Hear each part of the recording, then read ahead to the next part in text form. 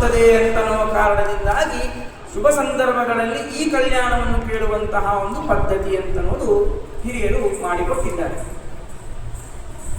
ಕೇಳಿದರೆ ವಿವಾಹವಾಗುತ್ತದೆ, ಹೇಳಿದರೆ ವಿವಾಹವಾಗುತ್ತದೆ, ಮತ್ತು ವಿವಾಹ ಆದವರಿಗೆ ಏನೂ ಪುಣ್ಯವಿಲ್ಲವೇನು ಅಂತ ಹೇಳಿ ಕೆಲವರು ಪ್ರಶ್ನೆಯನ್ನು ಮಾಡಬಹುದು. ಆದರೆ ವಿವಾಹ ಆದ ಮೇಲಕ್ಕೂ ಕೂಡ ಮನೆಯಲ್ಲಿ ಮಂಗಳವಾಗುತ್ತದೆ ಅಂತಂದರೆ ಕೇವಲ ಮಾಂಗಲ್ಯ ಧಾರಣೆ ಅಷ್ಟೇ ಅಲ್ಲ, ಸಂಪೂರ್ಣವಾಗಿರುವಂತಹ ಕುಟುಂಬ ಅಂತನ್ನೋದು ಭಗವಂತನ ಒಂದು ಭಕ್ತಿಯಲ್ಲಿ ಅವರು ಮುಳುಗುತ್ತಾರೆ ಅಂತ ರೀತಿಯಾಗಿ ಅರ್ಥ. ಅಂತಂದರೆ ನಿತ್ಯದಲ್ಲಿಯೂ ಕೂಡ ಧರ್ಮಾದಿಗಳು ಮನೆಯಲ್ಲಿ ಮಾಡ್ತಾರೆ, ಯಾವ ಕೆಟ್ಟ ದೃಷ್ಟಿ ಅಂತನ್ನೋದು ಮನೆಗೆ ತಾಕುವುದಿಲ್ಲ. ಇಂತಹ ಪರಮ ಮಂಗಳವಾಗಿರುವಂತಹ ಗ್ರಂಥದ ಕಲ್ಯಾಣದ ಶ್ರವಣವನ್ನು ಮಾಡುವುದರಿಂದ ಅಂತ ಹೇಳ್ತಾರೆ. ಇಲ್ಲಿ ಪರೀಕ್ಷಿತ ರಾಜನಿಗೆ ಅನೇಕ ಭಗವಂತನ ಮಹಿಮೆಗಳನ್ನು ಹೇಳ್ತಾ ಬಂದಿದ್ದಾರೆ.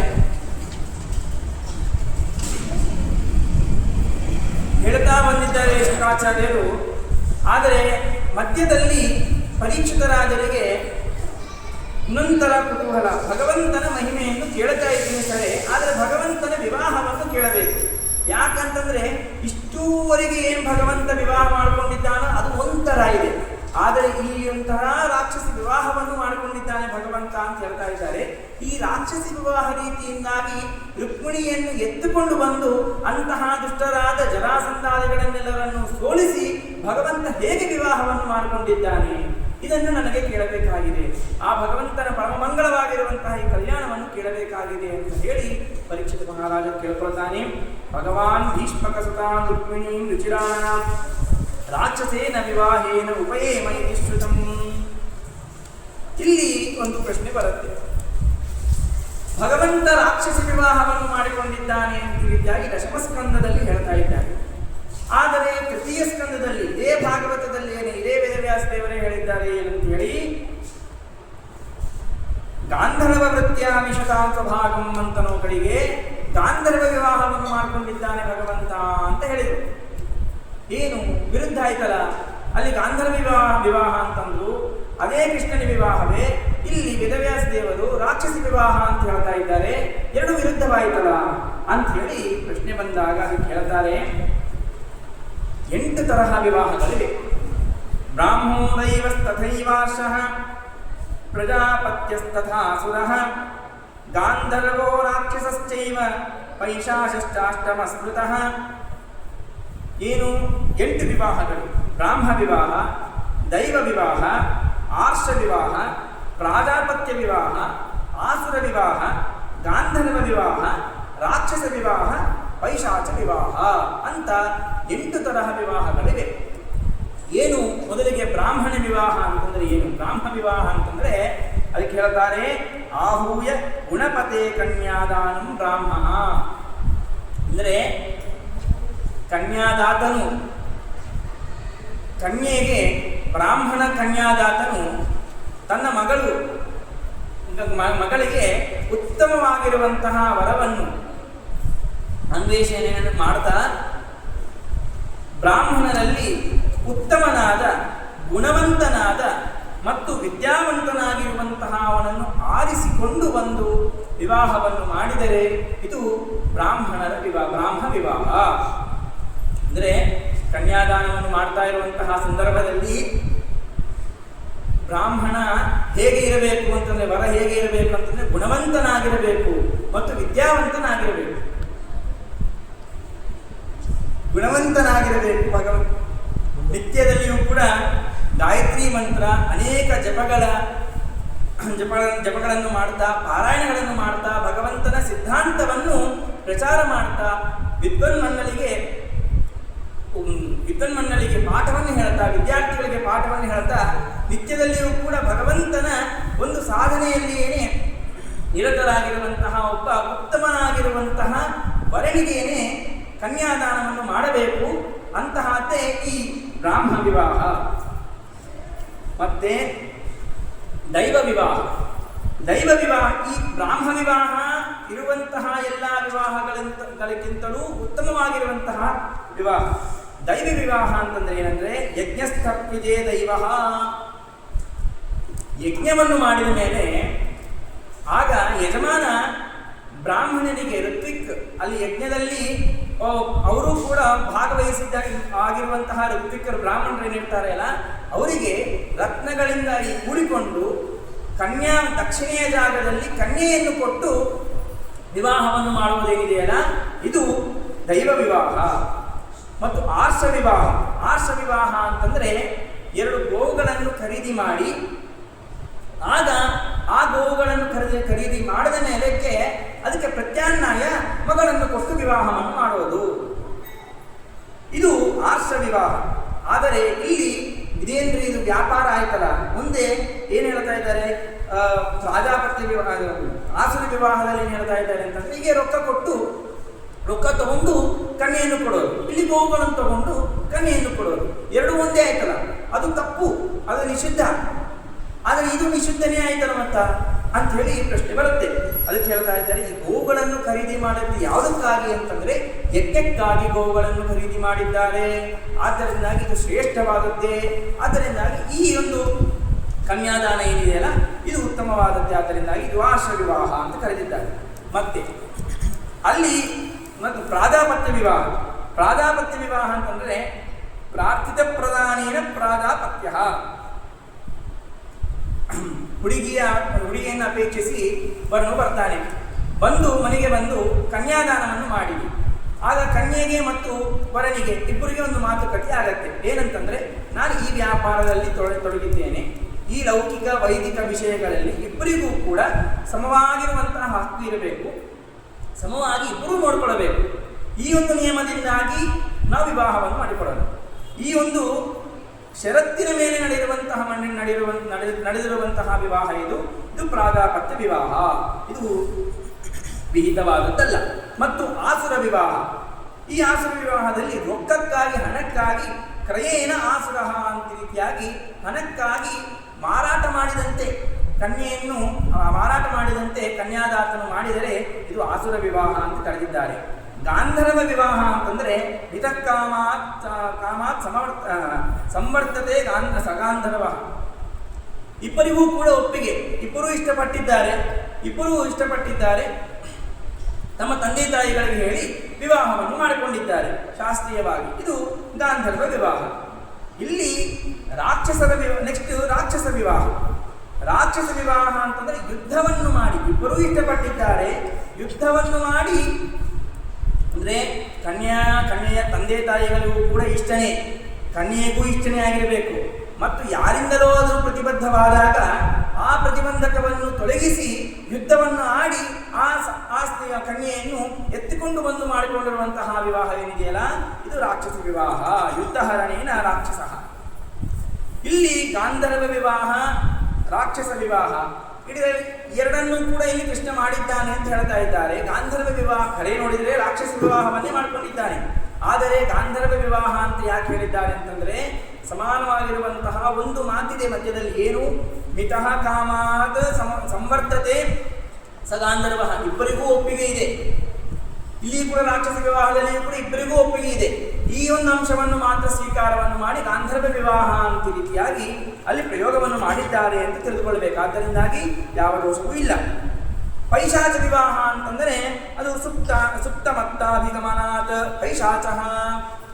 ಸುಪ್ತವಾದಾಗ ಎತ್ಕೊಂಡು ಬಂದ್ಬಿಡೋದು, ಮಗಳ ಕನ್ಯಾ ಮಲ್ಕೊಂಡಿದಾಗ ಎತ್ಕೊಂಡು ಬಂದ್ಬಿಡೋದು, ಅಥವಾ ಮತಿ ಭ್ರಷ್ಟನಾದಾಗ ಮತ್ತನಾದಾಗ ತಾನು ಎತ್ಕೊಂಡು ಬಂದು ವಿವಾಹ ಮಾಡ್ಕೊಂಡು ಬಂದ್ಬಿಟ್ರೆ ಅದು ಪೈಶಾಚ ವಿವಾಹ ಅಂತ ಹೇಳ್ತಾ ಇದ್ದಾರೆ. ಇಂತಹ 8 ತರಹ ವಿವಾಹಗಳಲ್ಲಿ ಭಗವಂತ ಮಾಡಿಕೊಂಡಿರುವಂತಹ ವಿವಾಹ ರಾಕ್ಷಸ ವಿವಾಹ. ಈ ರಾಕ್ಷಸ ವಿವಾಹವನ್ನು ನಾನು ಕೇಳಲು ಇಚ್ಛಿಸಿದ್ದೇನೆ ಸ್ವಾಮಿ ಅಂತ ಹೇಳಿದಾಗ ಅದಕ್ಕೆ ಹೇಳ್ತಾ ಇದ್ದಾರೆ, ಅದೇ ಹೇಳ್ತಾರೆ. ಇನ್ನೇಂಗೆ ಹೇಳ್ತಾರೆ?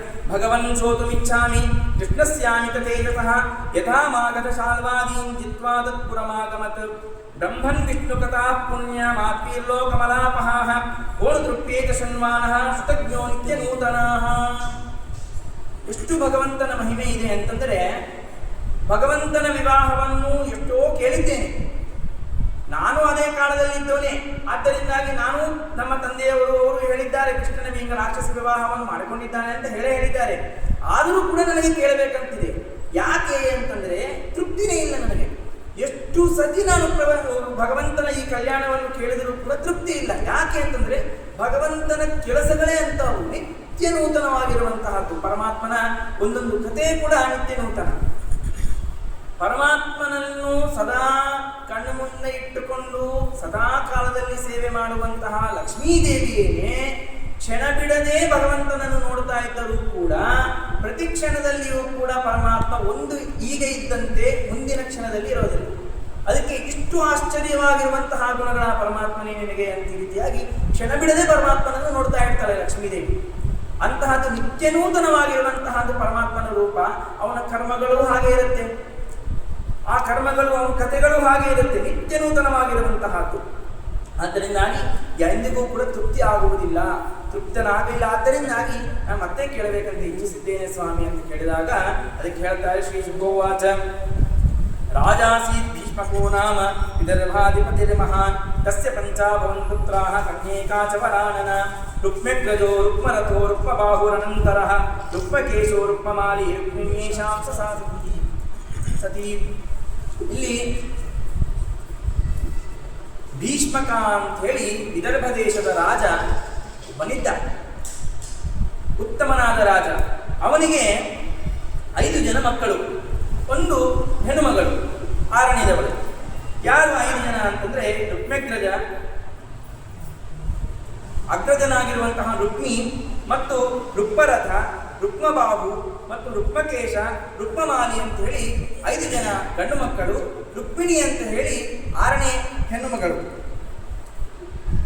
ಇಲ್ಲಿ ರುಕ್ಮಿಣಿ ಸಾಕ್ಷಾತ್ ಲಕ್ಷ್ಮೀ ಸ್ವರೂಪಳೇ ಆಗಿದ್ದಾಳೆ. ಇಲ್ಲಿ ನಾರ್ತ್ ಇಂಡಿಯನ್ಸ್ ಅಲ್ಲಿ ಲಕ್ಷ್ಮೀ ದೇವಿಯ ಒಂದು ಅಂಶ ಇದೆ ಮಾತ್ರ, ಆವೇಶ ಇದೆ ಮಾತ್ರ ಅಂತ ಹೇಳಿ ಈಗ ತಿಳ್ಕೊಳ್ತಾರೆ. ರುಕ್ಮಿಣಿ ದೇವಿಯಲ್ಲಿ ರಾಧಾನೇ ಸ್ವಯಂ ಲಕ್ಷ್ಮೀ ಸ್ವರೂಪಳು ಅಂತ ರೀತಿಯಾಗಿ ನಾರ್ತ್ ಇಂಡಿಯಾದಲ್ಲೆಲ್ಲ ಕಡೆ ಕೂಡ ವಿಶ್ವಾಸ ಮಾಡ್ತಾರೆ. ಹಾಗೆ ಅಲ್ಲ, ಭಗವಂತನ ಮಡದಿಯಾಗಿರುವಂತಹ ಸಾಕ್ಷಾತ್ ಲಕ್ಷ್ಮೀ ದೇವಿಯೇನೆ ಲಕ್ಷ್ಮಿ ರುಕ್ಮಿಣಿಯಾಗಿ ಬಂದಿದ್ದಾಳೆ. ಅಂತಹ ರುಕ್ಮಿಣಿ ದೇವಿ, ಆ ರುಕ್ಮಿಣಿ ದೇವಿಗೆ ನಾರದಾದಿಗಳು ಬರ್ತಾರೆ. ರಾಜರ ಮನೆ ಅಂತಂದ್ಮೇಲೆ, ರಾಜರ ಅರಮನೆ ಅಂತಂದ್ಮೇಲಕ್ಕೆ ದೇವತೆಗಳು, ನಾರದಾದಿಗಳಂತೂ ಬ್ರಾಹ್ಮಣರು ಎಲ್ಲರೂ ಬರ್ತಾನೆ ಇರ್ತಾರೆ, ಹೋಗ್ತಾನೆ ಇರ್ತಾರೆ. ಆ ಗ್ರಾಮದಿಂದ ಈ ಗ್ರಾಮಕ್ಕೆ, ಈ ಗ್ರಾಮದಿಂದ ಆ ಗ್ರಾಮಕ್ಕೆ ಹೋಗ್ತಾ ಇರ್ತಾರೆ, ಬರ್ತಾ ಇರ್ತಾರೆ. ಹಂಗ ಬಂದಾಗೆಲ್ಲ ರುಕ್ಮಿಣಿಯ ಮುಂದೆ ಮಾತನಾಡೋರಂತೆ ನಾರದಾದಿಗಳು. ಸಣ್ಣ ಮಕ್ಕಳು ರುಕ್ಮಿಣಿ ನೋಡಿ, ಎಷ್ಟು ಚೆಂದಾಗಿದ್ದಿ ತಾಯಿ ನೀನು, ನಿನ್ನ ಹೆಸರೇನು ಅಂತ ಕೇಳಿ ರುಕ್ಮಿಣಿ ಅಂತ ಹೇಳಿದ ತಕ್ಷಣ ನೀನೆಷ್ಟು ಸುಂದರ ಇದೆಯಲ್ಲ, ಹಂಗೇನು ಸುಂದರ ರೂಪ ಇನ್ನೊಂದದ ಅಲ್ಲಿ ಗೋಕುಲದಲ್ಲಿ ಅಂತ. ಯಾರು ಅಂತಂದ್ರೆ ಕೃಷ್ಣ ಅಂತ. ಅಲ್ಲಿ ಕೃಷ್ಣ ಒಬ್ಬರನ್ನ ಸಂಹಾರ ಮಾಡಬೇಕು ಬಂದು ನಾರದರು ಹೇಳೋದಿಲ್ಲ. ಪೂತನೆಯನ್ನು ಸಂಹಾರ ಮಾಡಿದ ತಕ್ಷಣ ಪೂತನೆ ಅಲ್ಲಿಂದ ದ್ವಾರಕಾ ಮತ್ತು ಗೋಕುಲಕ್ಕೆ ಕೊಟ್ಟು, ಯಾರು ಗೋಕುಲಕ್ಕೆ ಕೊಡ್ತಾಗಿರಂಗಿಲ್ಲ, ಬೃಂದಾವನಕ್ಕೆ ಕೊಡ್ತಾಗಿರಂಗಿಲ್ಲ ಆ ಪೂತನೆ ಸಂಹಾರ. ಅಷ್ಟೊಳ ನಾರದ ಬಂದು ಇಲ್ಲಿ ಹೇಳ್ಬಿಡೋದು ರುಕ್ಮಿಣಿಗೆ. ಅಲ್ಲಿ ಕೃಷ್ಣ ಗೊತ್ತಾ, ಎಷ್ಟು ವೀರ ಗೊತ್ತಾ, ಎಷ್ಟು ಸುಂದರ ಮೃದುವಾದ ಕೈಗಳು, ಎಷ್ಟು ಮುದ್ದಾಗಿರ್ತಾನೆ ಕೃಷ್ಣ. ಆದರೂ ಕೂಡ ಅಷ್ಟು ಕಠಿಣಲಾದ ಆ ಪೂತನೆಯನ್ನು ಸಂಹಾರ ಮಾಡಿದ ಗೊತ್ತಾ ಕೃಷ್ಣ. ಆ ವೃತ್ರಾಸುರನನ್ನು ಸಂಹಾರ ಮಾಡಿದ, ಶಕಟಾಸುರನನ್ನು ಸಂಹಾರ ಮಾಡಿದ, ಇಷ್ಟು ಜನರನ್ನು ಸಂಹಾರ ಮಾಡಿದ ಗೊತ್ತಾ. ಅಷ್ಟು ವೀರ, ಅಷ್ಟು ಪ್ರಬಲ, ಅಷ್ಟೇ ಮೃದು, ಅಷ್ಟೇ ಚಂದ ಇರ್ತಾನೆ ಗೊತ್ತಾ ಕೃಷ್ಣ ಅಂತ ಮತ್ತೆ ಮತ್ತೆ ಬಂದು ಹೇಳೋಣಂತೆ ನಾರದ. ಹಿಂಗ ರುಕ್ಮಿಣಿಗೆ ಕೇಳಿ ಕೇಳಿ ಕೇಳಿ ಕೇಳಿ ಏನಾಗ್ಬಿಟ್ಟಿದೆ ಅಂತಂದ್ರೆ, ಯಾರು ಈ ಕೃಷ್ಣ, ಮಾಡ್ಕೊಂಡ್ರೆ ಈ ಕೃಷ್ಣನನ್ನೇ ಮಾಡ್ಕೋಬೇಕು ಇವ. ಯಾಕೆ ಅಂತಂದ್ರೆ ರುಕ್ಮಿಣಿಗೂ ಹೊಗಳ್ತಾ ಇದ್ದಂತ ನಾರದ. ಏನಂತ, ನೀನು ಎಷ್ಟು ಮೃದು ಇದೆಯಲ್ಲ, ಅದು ನಿಂತಿದ್ದು ಮೃದುವಿದ್ದ. ಕೃಷ್ಣ ಅನ್ನಕ್ಕೆ ನೀನೇ ನೆಕ್ಸ್ಟು, ಕರಣೆ ಭಗವಂತ ಆದ್ಮೇಲೆ ಲಕ್ಷ್ಮೀದೇವಿನೇ ನೆಕ್ಸ್ಟು. ಕೃಷ್ಣ ಎಷ್ಟು ಮೃದುವಿದ್ದಾನ, ಎಷ್ಟು ಸುಂದರ ಇದ್ದಾನಲ್ಲ, ಆದ ತಕ್ಷಣ ನೀನೇ ಅಷ್ಟು ಸುಂದರ ಇದ್ದಿತ್ತು. ಕೃಷ್ಣನಿಗೆ ಸರಿಯಾದ ಹೆಂಡತಿ ನೀನೇ ಆಗ್ತಿ ಗೊತ್ತಾ ಮುಂದ ಅಂತೇಳಿ ಸಣ್ಣೋರಿದ್ದಾಳಿಂದನೇ ಅಂತ ತಲೆ ಹಾಕ್ತಾ ಬಂದಿದ್ದಾನೆ ನಾರದ. ಹಂಗೆ ಪಕ್ಕಿ ರುಕ್ಮಿಣಿ ಇದ್ದಾರ, ಸರಿ ರುಕ್ಮಿಣಿ ಕೇಳ್ತಾ ಇದ್ದಾರ, ಪಕ್ಕದಲ್ಲಿ ರುಕ್ಮಿಣಿ ಕೂತಿದ್ದ ಅಂತ. ರುಕ್ಮಿಣಿ ಕೇಳ್ತಾ ಇದ್ದ ಹಿಂಗ ಕೃಷ್ಣನ ಮಹಿಮಾ. ಒಬ್ಬೊಬ್ಬರಿಗೆ ಒಂದೊಂದು ಥರ ಅರ್ಥ ಆಗುತ್ತೆ. ರುಕ್ಮಿಣಿ ಇಚ್ಛಪಟ್ಟು ಮದುವೆ ಮಾಡ್ಕೋಬೇಕಂತ ಹೋದ್ರೆ ರುಕ್ಮಿಗೇನೋ ದ್ವೇಷ ಹುಡ್ತಾ ಹೋಯ್ತಂತ, ಅಸೂಯ. ಯಾಕಂದ್ರೆ ಗಂಡಸರು ಒಬ್ಬ ಗಂಡಸರನ್ನು ಹೊಗಳಿದ್ರೆ ಇಲ್ಲಿ ಉಳಿಯಂಗಿಲ್ಲ, ಇನ್ನೊಬ್ಬ ಗಂಡಸಿಗೆ ಹೆಂಗಸರಲ್ಲೇ ಇರಂಗಿಲ್ಲ, ಹೆಂಗಸರಲ್ಲಿ ಇದ್ದೇ ಇರ್ತದೆ, ಗಂಡಸರಿಗೂ ಇದ್ದೇ ಇರ್ತದೆ. ಒಬ್ಬ ಕೃಷ್ಣನನ್ನು ಹೊಗಳುವಂತಹ ಸಂದರ್ಭದಲ್ಲಿ ರುಕ್ಮಿಣಿ ರುಕ್ಮಿ ಏನಂತಾನೆ, ನಾನೇನು ಕಡಿಮೆ, ನಾನು ಕೃಷ್ಣನಿಗಿಂತ ಸುಂದರ, ನಾನು ಕೃಷ್ಣನಿಗಿಂತಲೂ ವೀರ, ನಾನು ಸಂಹಾರ ಮಾಡ್ತೀನಿ ಅಂತ ಹೇಳಿ ಆ ಕಂಪ್ಯಾರಿಸನ್ ಏನಿದೆಯಲ್ಲ ಅದು ದ್ವೇಷವನ್ನು ಹುಟ್ಟಿಸುವಂತಹ ಒಂದು ದೊಡ್ಡದಾಗಿರುವಂತಹ ಒಂದು ವಿಷಯ. ಅಲ್ಲಿ ಏನಾಯಿತು, ನಾರದ ರುಕ್ಮಿಣಿ ಸಲುವಾಗಿ ಹೇಳ್ತಾ ಇದ್ರೆ ಬಂದು ರುಕ್ಮಿ ಕೂತು ಕೇಳಿ ತನ್ನಿಷ್ಟ ತಾನೇ ಆದ್ರಾಗಿ ಬಿದ್ದು ರುಕ್ಮಿ ತಾನು ಕೃಷ್ಣನ ಮೇಲೆ ಕೋಪ ಮಾಡ್ಕೊಂಡ್ಬಿಟ್ಟಿದ್ದು. ಎಷ್ಟು ಕೋಪ ಮಾಡ್ಕೊಂಡಿದ್ದಾನೆ ಅಂತಂದ್ರೆ, ಕೃಷ್ಣನಿಗೆ ಯಾರು ಶತ್ರುಗಳಿದ್ದಾರಲ್ಲ ಎಲ್ಲರೂ ನನ್ನ ಮಿತ್ರರು, ಯಾರು ಕೃಷ್ಣನನ್ನು ಇಚ್ಛೆ ಪಡ್ತಾರಲ್ಲ ಅವರೆಲ್ಲರೂ ನನ್ನ ಶತ್ರುಗಳು, ಹಿಂಗ ತಿಳ್ಕೊಂಡಿದ್ದಾರೆ. ನಾವು ಮಕ್ಕಳಿಗೆ ನಾವು ಬೆಳೆಸ್ತಾ ಇರೋ ಕಾಲಕ್ಕೆ ಅದಕ್ಕಾಗಿಯೇ ಚಿಕ್ಕ ಮಕ್ಕಳಿದ್ದಾಗಲೇ ಭಗವಂತನ ಕಥೆಯನ್ನು ಹೇಳ್ತಾ ಇರ್ಬೇಕು. ಮತ್ತೆ ಜಾನಿ ಎಸ್ಪಪ್ಪ ಅಂತೇಳಿ ಜಾನಿ ಅಂತೇಳಿ ಯಾವ ಕ್ರಿಶ್ಚಿಯನ್ ಅವನೊಂದು ಸ್ಮರಣೆ ಮಾಡ್ತಾ ಇಲ್ಲಿ ಈಗಿನ ಕಾಲದಲ್ಲಿ ಕಳಿಸ್ಕೊಟ್ಬಿಡ್ತೀವಿ ನಾವು ಚಿಕ್ಕ ಮಕ್ಕಳಿಗೆ. ಭಗವಂತನ ಕಥೆಗಳನ್ನು ಹೇಳ್ತಾ ಹೋದ್ರೆ ಆ ಭಗವಂತನ ಮೇಲೆ ಇಚ್ಛೆ ಹೊಡುತ್ತದೆ, ಚಿಕ್ಕತನದಿಂದನೇ ಮಾಡ್ತಾ ಬರಬೇಕು. ದೊಡ್ಡವರಾದ ಏನೋ ಭಗವಂತನ ಅನುಗ್ರಹದಿಂದ ಗುರುಗಳು ಸಿಕ್ಕಿದರೆ ಆಗ ಉದ್ಧಾರ ಆಯಿತು ಮನ್ಸಂದು, ಇಲ್ಲ ಪೂರ್ಣ ಲೌಕಿಕಕ್ಕೆ ಹೋಗಿ ದೇವರನ್ನೇ ಮರ್ತು ಬಿಡ್ತಾನೆ, ನಾಳೆ ದಿವಸ ದೇವರೇ ಇಲ್ಲ ಅಂತಲೂ ಮಾಡ್ತಾನೆ. ಅಷ್ಟು ಮೂರ್ಖತನೆಯನ್ನು ತೋರಿಸ್ತಾನೆ. ಅದೇ ಚಿಕ್ಕ ಮಕ್ಕಳಿದ್ದಾಗಿಂದನೇ ಬೆಳೆಸಬೇಕು. ಈ ರುಕ್ಮಿಣಿ ಕಲ್ಯಾಣ ಅಷ್ಟೇ ಅಲ್ಲ, ಹೆಜ್ಜೆತ್ತಿಗೂ ಕೂಡ ಭಾಗವತ ನಮಗೆ ಪಾಠವನ್ನು ಕಳಿಸಿಕೊಡುತ್ತದೆ.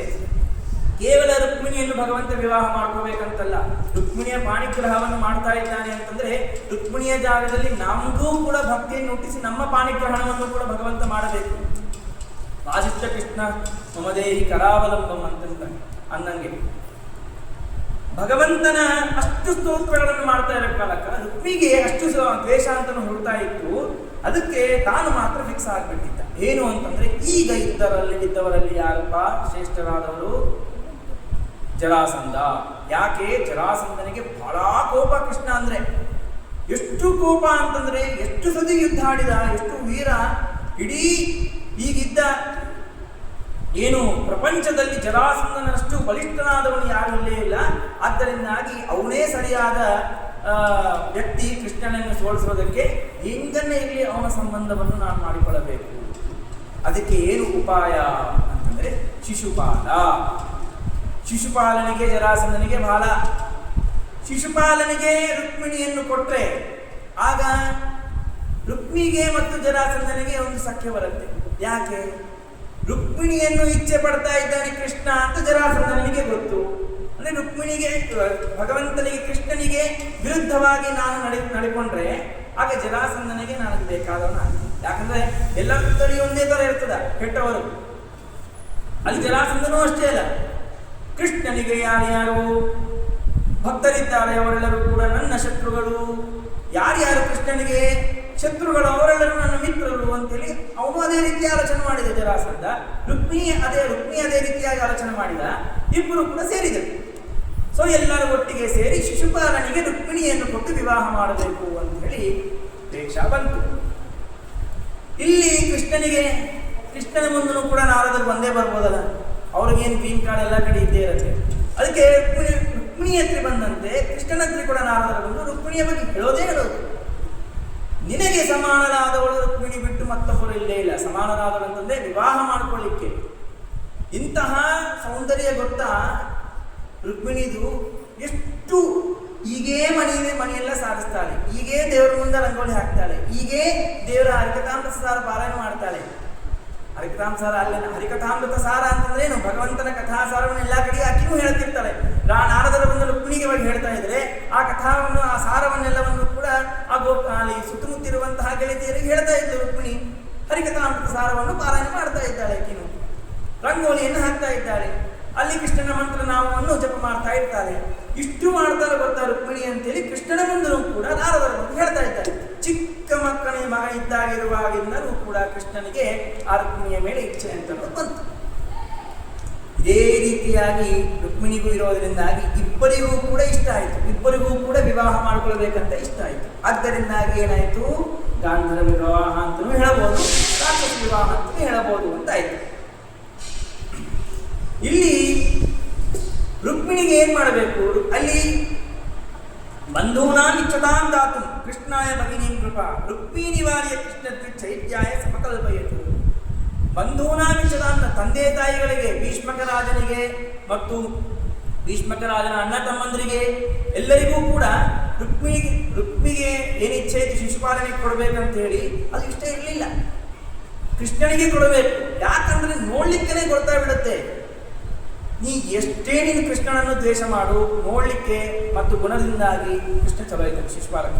ಶಿಶುಪಾಲನೆಗಲ್ಲ, ಕೃಷ್ಣನಿಗೆ ಕೊಡಬೇಕು ಅಂತ ಮನಸ್ಸಲ್ಲಿ ಇತ್ತು.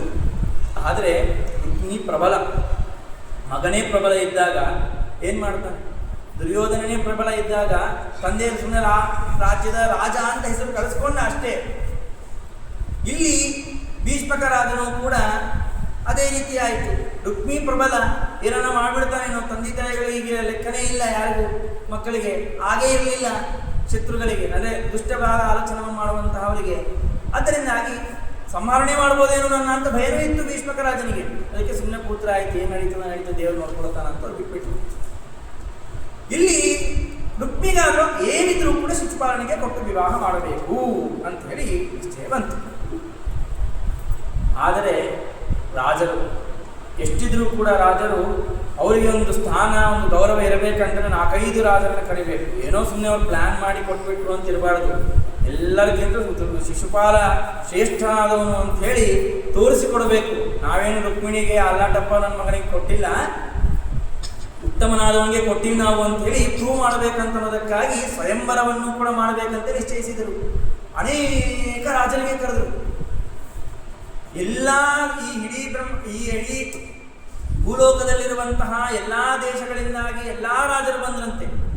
ಎಲ್ಲರೂ ಕೂಡ ರುಕ್ಮಿಣಿಗೆ ನಾವು ಸೇರ್ತೀವೇನೋ ಅಂತ ಹೇಳಿ ಚಲೋ ಭೂಷಿತರಾಗಿ ಬಂದಾರಂತೆ. ಇಡೀ ರಾಜ್ಯ ಎಲ್ಲವೂ ಕೂಡ ಚಲೋ ಮುತ್ತು ರತ್ನ ಹೊಳೆಗಳಿಂದಾಗಿ ಸಾರಿಸಿ, ಮಾವಿನ ಎಲೆಗಳನ್ನು ಕಟ್ಟು, ಬಾಳೆ ಎಲೆಯನ್ನು ಕಟ್ಟು, ಎಲ್ಲ ಕಡೆ ಟೆಂಟ್ಗಳನ್ನು ಹಾಕಿ, ಲೈಟ್ಗಳ ಸಿಸ್ಟಮ್ಸ್ ಎಲ್ಲ ಅರೇಂಜ್ ಮಾಡಿ, ಮೈಕ್ ಸಿಸ್ಟಮ್ ಅರೇಂಜ್ ಮಾಡಿ, ಪೂರ್ಣವಾಗಿ ಆ ಒಂದು ವಿದರ್ಭ ದೇಶವನ್ನೇ ಅಲಂಕಾರವನ್ನು ಮಾಡಿ ಜನರೆಲ್ಲರೂ ಇದರ ಬಗ್ಗೆ ಮಾತಾಡ್ಕೊಂಬಂತೆ ಮಾಡಿದ್ರಂತೆ. ಯಾರ್ಯಾರಿಲ್ಲಿ ಪ್ಲಾನಲ್ಲಿದ್ದವರು? ಶಿಶುಪಾಲ, ಜರಾಸಂಧ ಇಬ್ಬರು ಮತ್ತು ರುಕ್ಮಿ, ಈ 3 ಜನ ಸೇರಿ ಇಷ್ಟು ಪ್ಲಾನ್ ಮಾಡಿದ್ರಲ್ಲ. ಎಷ್ಟು ಪ್ಲಾನ್ ಮಾಡಿದ್ರು ಅಂತಂದ್ರೆ, ಏನೇ ಇರಲಿ ಕೃಷ್ಣ ಬರ್ತಾನೆ. ಜರಾಸಂಧನಿಗೆ ಗೊತ್ತು ಕೃಷ್ಣ ಬಂದೇ ಬರ್ತಾನ, ಏನೋ ಒಂದು ಕಾರಬಾರ ಮಾಡೇ ಮಾಡ್ತಾನ, ಅದಕ್ಕಾಗಿ ಕೃಷ್ಣ ಬರದೇ ಇದ್ದಂತೆ ಮಾಡಬೇಕು ಅಂತ ಹೇಳಿ ಪ್ಲಾನ್ ಮಾಡಿದ್ರು. ಏನ್ ಪ್ಲಾನ್ ಮಾಡಿದ್ರು ಅಂತಂದ್ರೆ, ಕೃಷ್ಣ ಬಂದರೆ ಖಂಡಿತವಾಗಿ ಎತ್ತುಕೊಂಡು ಹೋಗ್ತಾನೆ, ಅದಕ್ಕಾಗಿ ನಾವೇನ್ ಮಾಡಬೇಕು ಅಂತಂದ್ರೆ ಬಲದಿಂದ ನಾವು ಪ್ರಯೋಗ ಮಾಡಿ ಅವನನ್ನು ದೂರ ಹಾಕಿಬಿಡೋಣ ಅಂತ ಹೇಳಿ ಶಿಶುಪಾಲ ಅಂತಾನಂತೆ. ಹುಚ್ಚ ಅಂತ ಜರಾಸಂಧ. ಯಾಕಂದ್ರೆ ಶಿಶುಪಾಲ, ನೀ ಹಂಗ ಮಾತಾಡ್ತಾ ಇದ್ದಿ, ನಿನಗೆ ದಮ್ಮಿದ್ರೆ ಹೋಗಿ ನಿಂದ್ರು ಮುಂದೆ, ಕೃಷ್ಣನ ಮುಂದೆ. ನಿನಗೆ ಅಪ್ಪ ಇದ್ದಂತೆ ನಾನು ಯುದ್ಧದಲ್ಲಿ ಜರಾಸಂಧ 18 ಬಾರಿ ಸೋತು ಬಂದಿದ್ದು ನಾನು ಕೃಷ್ಣನ ಹತ್ರ ಯುದ್ಧಕ್ಕೆ ಹೋಗಿ. ನನ್ನನ್ನೇ ಸೋಲಿಸಾನೆ ಕೃಷ್ಣ ಅಂತಂದ್ರೆ ನೀವು ಎಲ್ಲಿನವರು ಕೃಷ್ಣನ ಮುಂದೆ ಅಂತಂತಾನೆ ಜರಾಸಂಧ. ಅಂತಹದ್ದು ಕೃಷ್ಣನನ್ನ ಮಾತ್ರ ಯುದ್ಧವನ್ನು ಆಡಿ ನಾವು ಗೆಲ್ತೀವಿ, ಅವನನ್ನು ದೂರ ಸರಿಸ್ಬಿಡ್ತೀವಿ ಅಂತ ಆಲೋಚನೆ ತೆಗೆದುಬಿಟ್ವಿ. ಈ ಫಿಸಿಕಲ್ ಆಗಲ್ಲ, ಸ್ವಲ್ಪ ಮೆಂಟಲ್ಲಿ ನಾವು ಕೃಷ್ಣನ ಡಿಸ್ಟರ್ಬ್ ಮಾಡಬೇಕು ಅಂತೇಳಿ ಈ ಜರಾಸಂಧನ ಪ್ಲಾನ್ ಇತ್ತು. ಅದಕ್ಕೆ ಏನು ಮಾಡಿದ್ರು ಅಂತಂದ್ರೆ, ಇಡೀ ಏನು ಮಾಡೋಣ, ಎಲ್ಲರಿಗೂ ಕೂಡ ಸಿಂಹಾಸನಗಳನ್ನು ಕೊಟ್ಬಿಡಮ, ಚಲೋ ಆಸನಗಳನ್ನು. ಎಲ್ಲ ರಾಜರು ಬರ್ತಾರೆ, ಎಲ್ಲರಿಗೂ ಕೊಟ್ಬಿಡಮ. ಬ್ರಾಹ್ಮಣರಿಗೂ ಕೂಡ ಎಲ್ಲ ಒಂದು ಚೇರ್ಸ್ ಕೊಟ್ಬಿಡಮ. ಎಲ್ಲರೂ ತುಂಬಿ ಬಿಡಬೇಕು. ಇನ್ನ ಏನಾದರೂ ಕೆಲವು ಚೇರ್ಸ್ ಉಳಿದಿತ್ತು ಅಂತಂದ್ರೆ, ಆ ಸ್ವಯಂವರದಲ್ಲಿ ಚೇರ್ಗಳು ಏನಾದ್ರು ಉಳಿದಿತ್ತು ಅಂತಂದ್ರೆ, ಕಲಕ್ ಕೂತಿರ್ತಾರಲ್ಲ ಕೆಲವರು ಬ್ರಾಹ್ಮಣರು, ಅವ್ರಿಗೂ ಮೇಲೆ ಕೂರಿಸ್ಬಿಡಮ್ಮ. ಒಟ್ಟ ಒಂದು ಚೇರು ಇರಬಾರ್ದು. ಇನ್ನ ಕೆಲವೇನ ಚೇರು ಉಳಿತಂತಂದ್ರೆ ಹೋಗಿ ಗೌಡನ ಇಟ್ಬಿಡಮ, ಲಾಕ್ ಹಾಕ್ಬಿಡಮ ಅಷ್ಟೇ. ಆದರೆ ಕೃಷ್ಣನಿಗೆ ಮಾತ್ರ ಒಂದೂ ಕೂಡ ಆಸನ ಇರಬಾರದು. ಕೃಷ್ಣನಿಗೆ ಅವಮಾನ ಆಗಬೇಕು. ಬೇಕಿದ್ರೆ ಬರ್ಲಿ, ಕಾರ್ಪೆಟ್ ಹಾಸಿರ್ತೀವಿ, ಕಲಕ್ಕೊಳ್ಳಿ ಕೃಷ್ಣ, ಹೊರತು ಕೃಷ್ಣನಿಗೆ ಮಾತ್ರ ಒಂದು ಕೂಡ ಆಸನ ಇರಬಾರದು, ಅವಮಾನ ಮಾಡಬೇಕು ಅಂತೇಳಿ ಪ್ಲಾನ್ ಮಾಡಿದ್ರು. ಆಗ ಇವೆಲ್ಲ ವಿಷಯ ಕೂಡ ರುಕ್ಮಿಣಿ ಕೇಳ್ತಾರೆ. ದೂತರು ಎಲ್ಲರಿದ್ದೇ ಇರ್ತಾರೆ ರುಕ್ಮಿಣಿಗಂದಾನೆ. ಆಗ ಒಬ್ಬ ಬ್ರಾಹ್ಮಣನ್ನು ಕರೀತಾರೆ. ಕರೆದು, ಯಾರ ಬ್ರಾಹ್ಮಣ ಅಂತಂದ್ರೆ ಸುದೇವ ಅಂತ ಹೇಳಿ ಬ್ರಾಹ್ಮಣನ ಹೆಸರು. ರುಕ್ಮಿಣಿನೇ ಹೋಗಿ ಮಾತಾಡಿಸಿ ಕೃಷ್ಣನನ್ನು ಕರೆದುಕೊಳ್ಳಲಿಕ್ಕೆ ಸಾಧ್ಯನೇ ಇಲ್ಲ. ಯಾಕಂದ್ರೆ ಜರಾಸಂಧ ಹೆಂಗ ಪ್ಲಾನ್ ಮಾಡಿದ್ದ ಅಂತಂದ್ರೆ ಕೃಷ್ಣ ಯಾವುದೋ ಒಂದು ರೂಪದಿಂದ ಬಂದೇ ಬರ್ತಾನೆ, ಆದ್ದರಿಂದಾಗಿ ನಮ್ಮ ವೇಷವನ್ನು ನೋಡಿ ಬಚ್ಚಿಟ್ಕೊಳ್ಬಾರ್ದು. ಇವರು ರಾಜನ ದೂತರಪ್ಪ, ಇವರು ಜರಾಸಂಧನ ದೂತರು ಇವರು ಅಂತ ಕಂಡಿಡಿಬಾರ್ದು. ಅದಕ್ಕೆ ಏನ್ ಮಾಡ್ಬೇಕು, ಮನುಷ್ಯರ ಒಂದು ವಸ್ತ್ರಗಳನ್ನೇ ಧಾರಣ ಮಾಡಿ ಸಾಮಾನ್ಯ ಜನರಂತೆ ಅಲ್ಲೆಲ್ಲಿ ಸೈನಿಕರನ್ನು ಇಟ್ಟುಬಿಟ್ಟನಂತೆ ಜರಾಸಂಧ. ಸೊ ರುಕ್ಮಿಣಿ ಹೋದ್ರೂ ಕೂಡ ಅವರಿಗೆ ಸಿಗಿಬೀಳ್ತಾಳೆ ರುಕ್ಮಿಣಿ ಅಂತ ಹೋಗ್ಲಿಕ್ಕಿಲ್ಲ. ರುಕ್ಮಿಣಿಯ ದಾಸಿಯರು ಹೋದ್ರು ಅಂತಂದ್ರೆ ಸ್ತ್ರೀಯರು ಮನೆ ಬಿಟ್ಟು ಹೋದ್ರೆ ಯಾವಾಗ ಬರ್ತಾರೋ ಗೊತ್ತಿಲ್ಲ. ಆಗಿನ ಕಾಲದಲ್ಲಿ 6 ಗಂಟೆ ಆಯ್ತು ಅಂತಂದ್ರೆ ಕಟ್ ಆಫ್, ಸೂರ್ಯಾಸ್ತ ಆದ್ಮೇಲೆ ಒಂದು ಗ್ರಾಮದಿಂದ ಇನ್ನೊಂದು ಗ್ರಾಮಕ್ಕೆ ಸ್ತ್ರೀಯರು ಹೋಗ್ತಾನೆ ಇರಲಿಲ್ಲ. ಮತ್ತೆ ಯಾರು ಹೋಗ್ಬೇಕು, ಬ್ರಾಹ್ಮಣರು ಹೋಗ್ಬೇಕು. ಬ್ರಾಹ್ಮಣರಿಗೆ ಮಾತ್ರ ಗ್ರೀನ್ ಕಾರ್ಡ್ ಎಲ್ಲಾ ಕಡೆ ಇರುತ್ತೆ, ನಾರದರಂತೆ. ಬ್ರಾಹ್ಮಣರೇ ಇಲ್ಲಿಂದ ಆ ದೇಶಕ್ಕೆ ಹೋಗ್ತಾ ಇದ್ರೆ, ಏನೋ ಕಾರ್ಯಕ್ರಮಕ್ಕೆ ಹೋಗ್ತಾ ಇದ್ದಾರೆ, ಬಿಟ್ಬಿಡು ಅಂತೀವಿ, ಎಲ್ಲ ಬಿಟ್ಬಿಡ್ತಾರೆ. ಬ್ರಾಹ್ಮಣರಿಗೆ ಯಾರು ನಿಲ್ಲಿಸೋರಿಲ್ಲೇ ಇಲ್ಲ. ಈಗಂತೂ ಬ್ರಾಹ್ಮಣರಿಗೆ ನಿಲ್ಲಿಸ್ತಾರೆ, ಜನಿವಾರ ತೆಗಿಬೇಕು, ಕಟ್ ಮಾಡಬೇಕು ಅಂತ ಹೇಳಿ ಈಗ ಬ್ರಾಹ್ಮಣರಿಗೆ ನಿಲ್ಲಿಸ್ತಾರೆ. ಆದರೆ ಆಗಿನ ಕಾಲದಲ್ಲಿ ಬ್ರಾಹ್ಮಣರಿಗೆ ಒಂದು ವಿಶಿಷ್ಟವಾದಂತಹ ಗೌರವ ಇತ್ತು. ಆದ್ದರಿಂದಾಗಿ ಆ ಬ್ರಾಹ್ಮಣನನ್ನು ಕರೀತಾರೆ ರುಕ್ಮಿಣಿ. ಇನ್ನೊಂದು ಕಾರಣ ಇದೆ, ದೇವರ ಹತ್ತಿರ ಹೋಗಬೇಕು ಅಂತಂದರೆ ಬ್ರಾಹ್ಮಣ ದ್ವಾರನೇ ಹೋಗಬೇಕು. ಯಾಕೆ? ಬ್ರಾಹ್ಮಣ ಪ್ರಿಯ ಪರಮಾತ್ಮ, ಬ್ರಾಹ್ಮಣನೇ ಭಗವಂತನಿಗೆ ಪ್ರಿಯ ಅಂತ ಹೇಳಿ ಹೇಳಬಹುದು. ಯಾಕಂದ್ರೆ ಬ್ರಾಹ್ಮಣನಿಗೆ ಬೇರೆ ಕೆಲಸನೇ ಇಲ್ಲ, ದೇವರ ಸ್ತೋತ್ರವನ್ನು ಮಾಡೋದು, ಮಂತ್ರೋಚ್ಚಾರಣ ಮಾಡೋದು, ಇವೇ ಕೆಲಸ, ಬೇರೆ ವ್ಯಾಪಾರನೇ ಇಲ್ಲ. ಆದ್ದರಿಂದಾಗಿ ದೇವರನ್ನೇ ಸದಾ ಧ್ಯಾನಿಸುವಂತಹ ಬ್ರಾಹ್ಮಣರಂದರೆ ಪರಮಾತ್ಮನಿಗೆ ಅತ್ಯಂತ ಇಷ್ಟ. ಮತ್ತು ಅಷ್ಟೇ ಇಲ್ಲದೆ ಬ್ರಾಹ್ಮಣರು ಕೇಳಿದ್ದನ್ನು ಭಗವಂತ ಎಂದಿಗೂ ಇಲ್ಲ ಅಂತ ಅನ್ನೋದಿಲ್ಲ. ಅದಕ್ಕಾಗಿ ಬ್ರಾಹ್ಮಣರನ್ನೇ ಕಳಿಸೋದು. ಬ್ರಾಹ್ಮಣರನ್ನು ಕಳಿಸಿ ಏನು ಅಂತಂದ್ರೆ ಒಂದು ದೊಡ್ಡದಾಗಿರುವಂತಹ ಪತ್ರವನ್ನು ಬರೀತಾಳೆ ರುಕ್ಮಿಣಿ, ಕಳಿಸ್ತಾರೆ. ಬ್ರಾಹ್ಮಣ ದ್ವಾರಕಕ್ಕೆ ಸೇರ್ತಾನೆ. ಏನಂತ ಅಂತಂದ್ರೆ, ದ್ವಾರಕಾಂಸ ಸಮಪ್ಯೇತ್ಯ ಪ್ರತಿಹಾರೈ ಪ್ರವೇಶಿತಃ ಅಪಶ್ಯದಾಜ್ಯಂ ಪುರುಷಮಾಸೀನಂ ಕಾಂಚನಾಸನೇ. ದ್ವಾರಕಕ್ಕೆ ಬ್ರಾಹ್ಮಣ ಬಂದ. ರಾಜಭಟರು ನಿಲ್ಲಿಸಬೇಕಲ್ಲ, ಬ್ರಾಹ್ಮಣ ನಿಲ್ಲಿಸಂಗಿಲ್ಲ. ಅಲ್ಲಿ ಕೂಡ ಗ್ರೀನ್ ಕಾರ್ಡೆ ಹೋಗ್ಬಿಡ್ಬೋದು ಡೈರೆಕ್ಟ್ ಆಗಿ ರಾಜರ ಸಿಂಹಾಸನಕ್ಕೆ.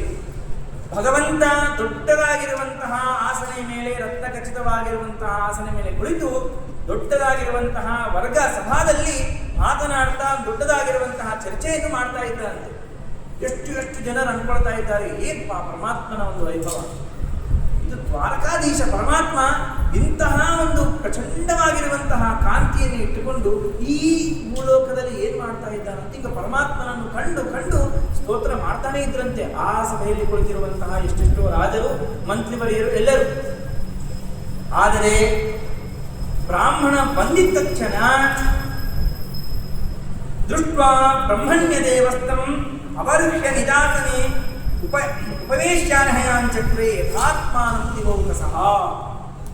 ಬ್ರಾಹ್ಮಣ ಯಾರೋ ಬರ್ತಾ ಇದ್ದಾರೆ ದೂರದಿಂದ, ಓ ಬ್ರಾಹ್ಮಣ ಬಂದಾನ ಅಂತೇಳಿ ಆ ಸಿಂಹಾಸನದಿಂದ ಎದ್ದು ಬಂದು ಭಗವಂತ ಓಡಿ ಬರ್ತಾನಂತೆ.